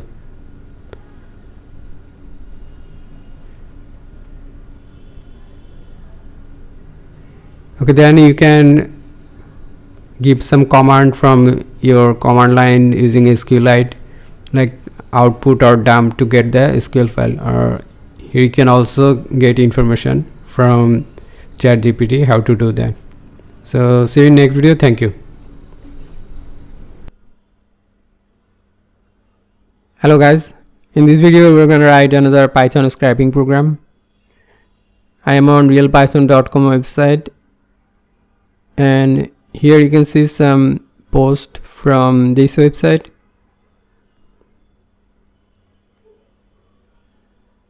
So we want to find some information for every post. Now if I right click on any post and inspect it, you can see all the HTML elements.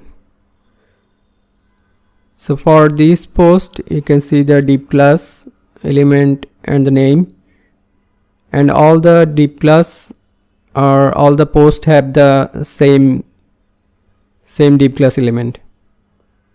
So we can use this name to find the div classes, and we want to extract some information or we want to find some links from these div classes. So here you can see the A class, here another P class. We'll try to find all the links inside the A text. Okay, let's move on to ChatGPT and write a prompt here.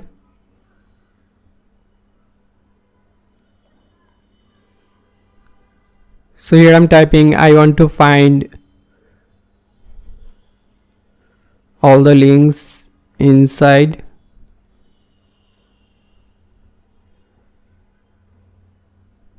you can see the element is div class.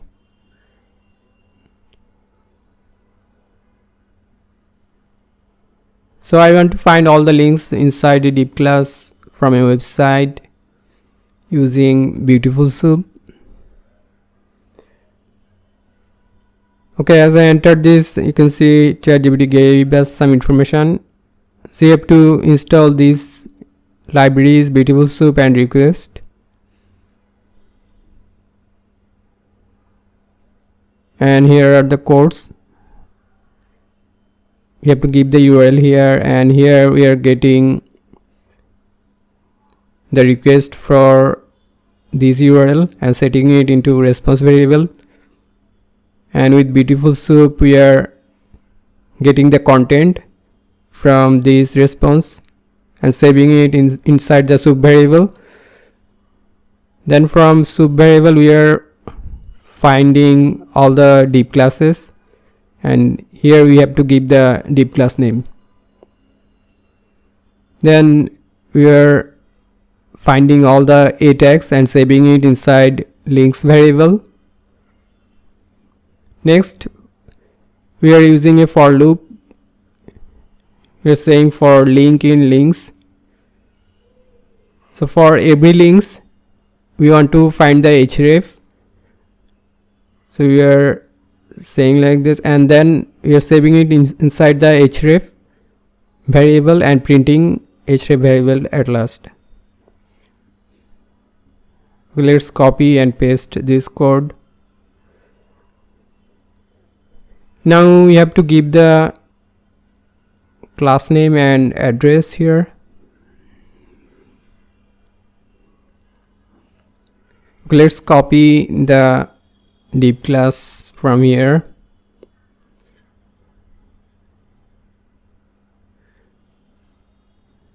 And paste it here. Also change the domain name here, realpython.com. So I run this code.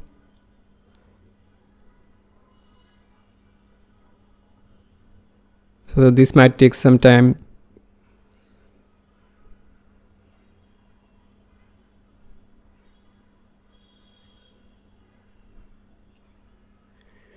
Okay, so these are the results. You only get 4 links from this program.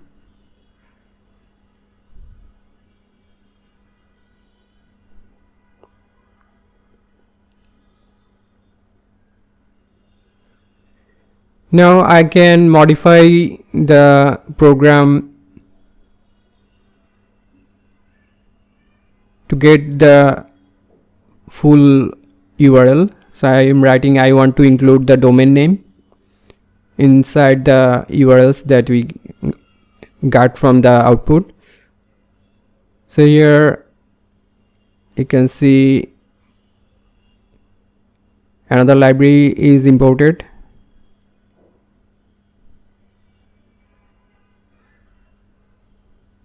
So here URL join function is used to join it with the URL with the result that we have found in the output. Okay, let's copy and paste it.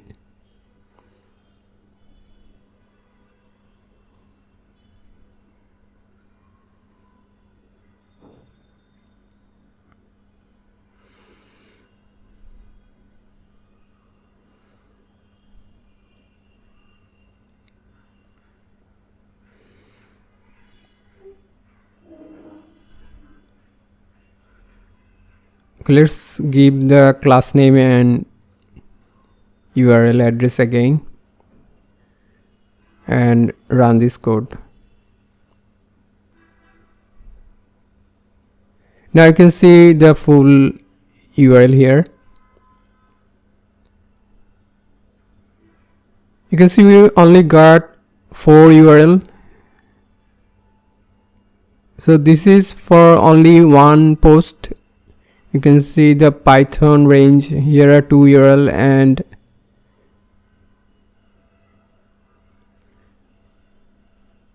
so these are another 2 URLs. So the 4 URLs we got is only for one post.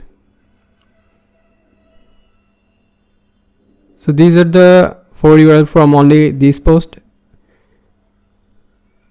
But we want to get URLs for all the posts here. Now I want to tell ChatGPT the output was for only one div, or you can say only for first div. Now I want to get it for all the divs. I want to rewrite the program.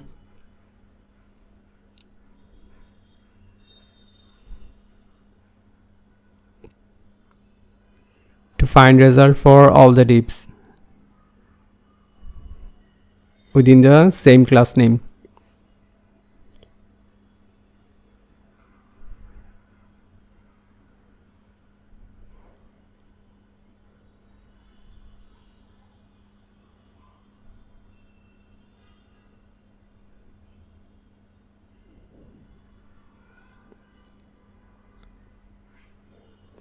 Now you can see another for loop here for div in divs. Now we will get all the divs using that for loop, and we can extract links for all the divs.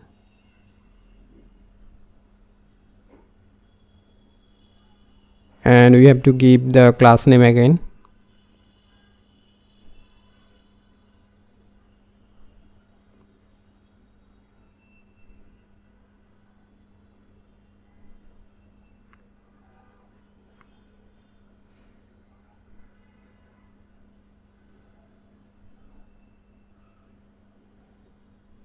Okay, let's run this code.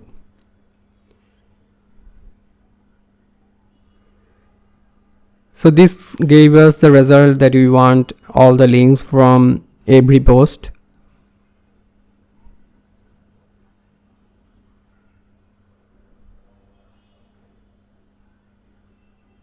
So here are all the posts from here, and we are getting links for every post. Now next thing we want to do is visit all the links here and get some information from the new pages.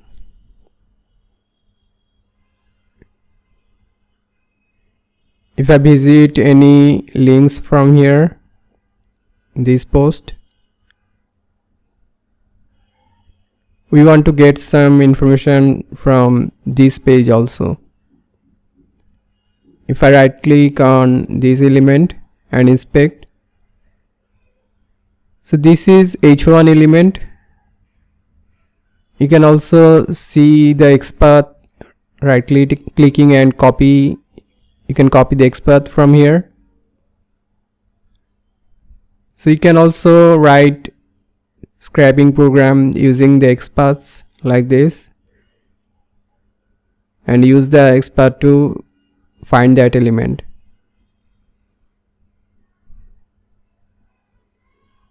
So for this program we are going to use the h1.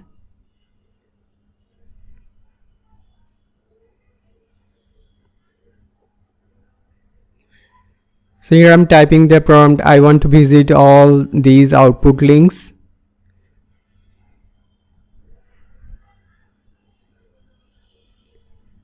And find the h1 for each URL.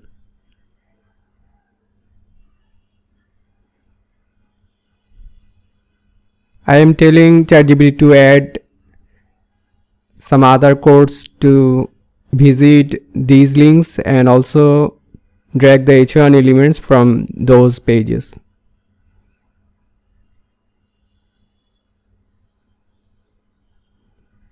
Here you can see some new codes are added.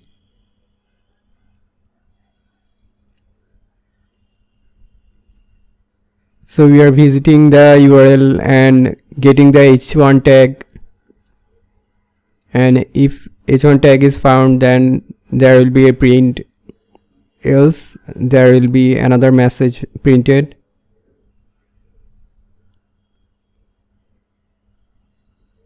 Okay, now let's copy this code and paste it here.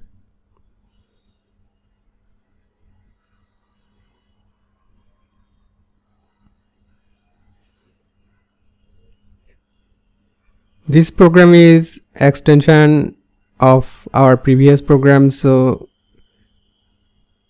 let's drag the div class again.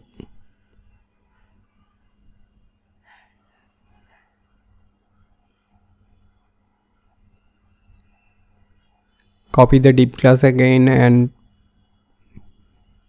paste it here.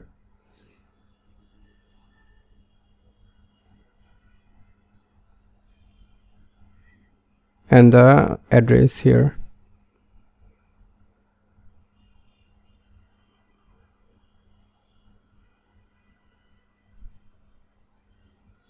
Now you can see the information are printed, visiting URL and h1 tag found, and also the h1 tag name on the right side of every visiting link.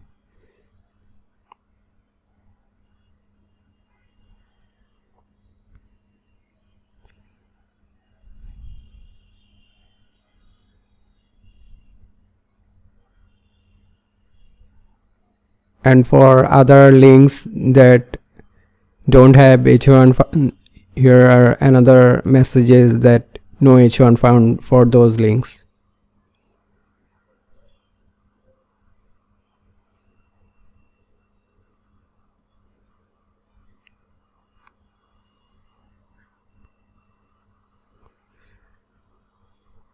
You can see the links, visiting links, and h1 found and the h1 name.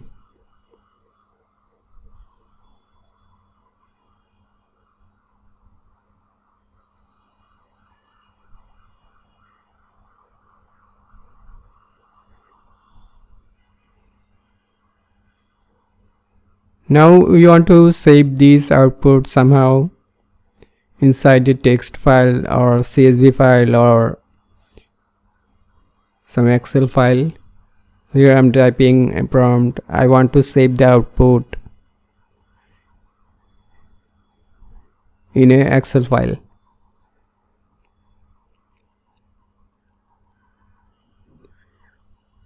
With proper heading.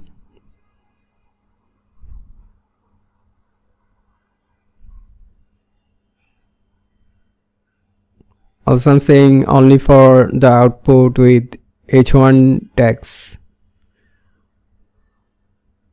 So for those tags that no h1 found, I don't want them on my Excel file.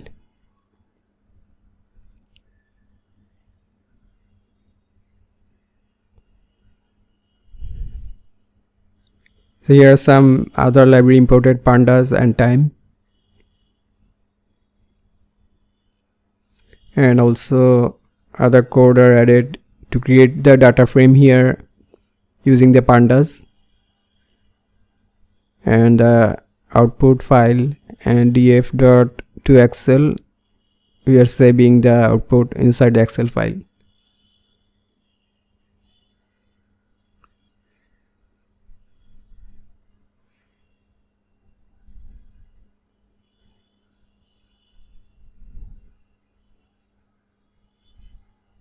Also here a data variable, you can see a list. This is a blank list and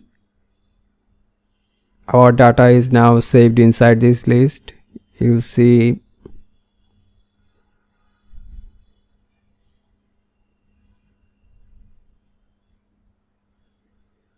so data is appended like that, full URL and the tag name.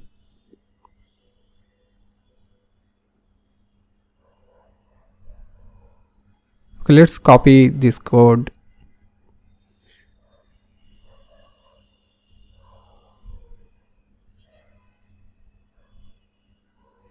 You have to give the class name again.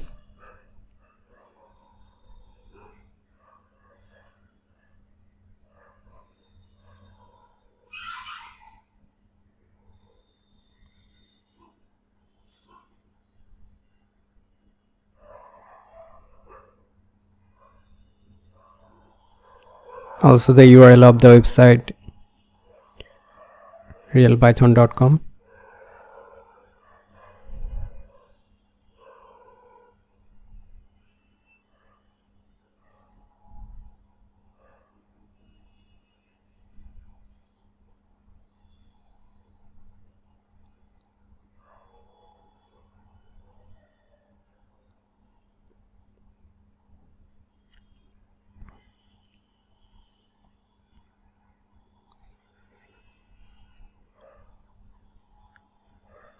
So the program is now visiting all the links and collecting the h1 and saving it inside the list.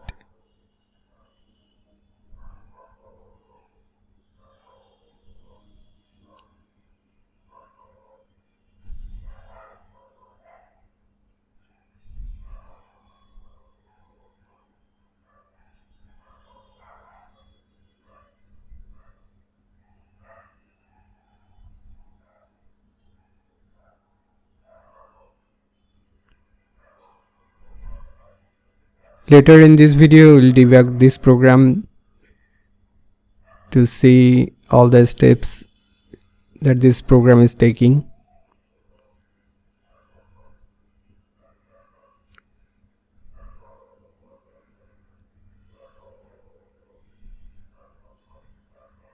Now for other program, you can also use Python Selenium library, rewrite the program with Selenium, or you can also use the Splash.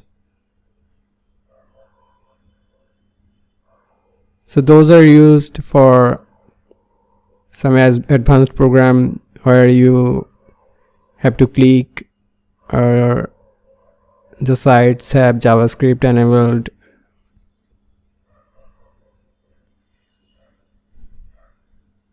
So all the website has JavaScript, but when you can get a element, you can use those libraries.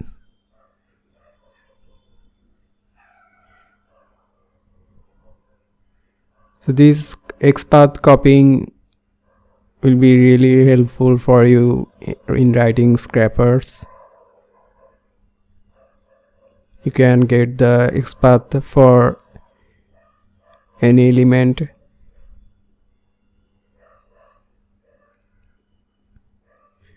Okay, our data is now saved inside the Excel file. You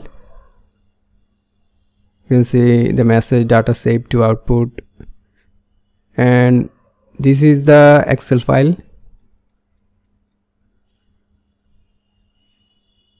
Here we have the heading, URL, and H1 text. For URL we have every URL, and for H1 text we have the headlines H1 text here. So this way we can scrap a website and collect information and save it inside Excel file, and we can use this information for your purposes, different purposes.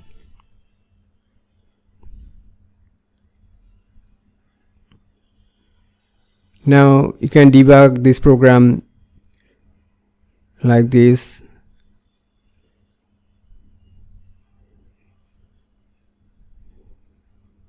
So now we are debugging this program.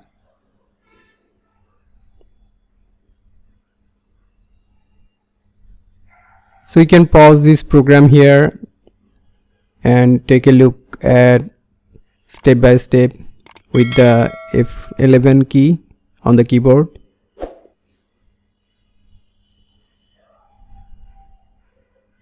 Now as we press the F11, you can see the code that this program is going through now.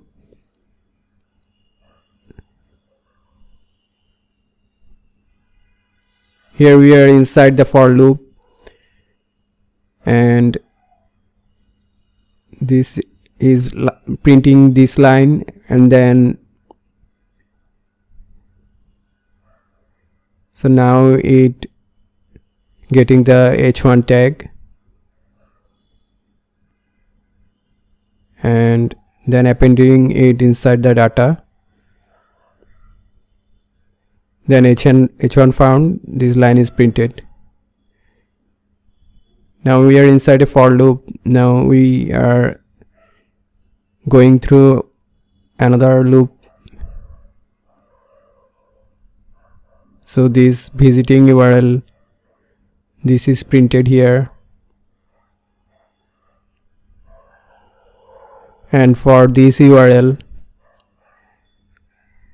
we are visiting the URL and another message H1 found. Now we are looping through again for another URL, and we are visiting it.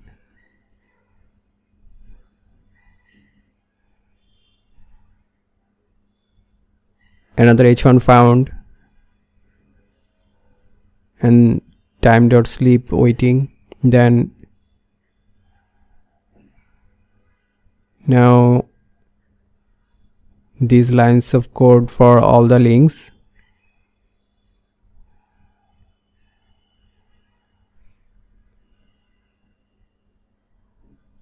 So we are in the for loop for every link. We will visit every link and find the H1 tag, and if it is found, then it will print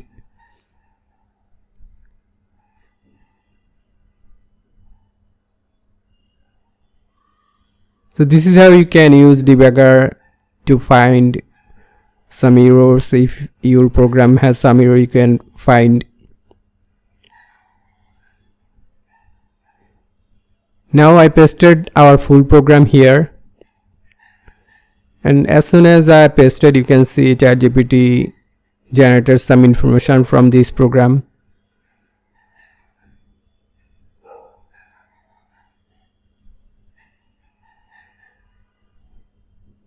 This is how we can print a program and also add another course inside it. And here I am writing, I also want to extract the p tag from new links.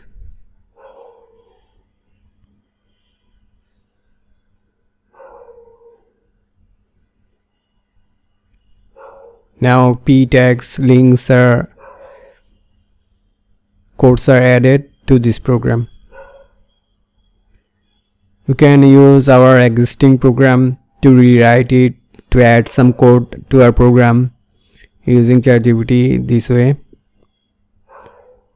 Now here a new tags are also added, p tags.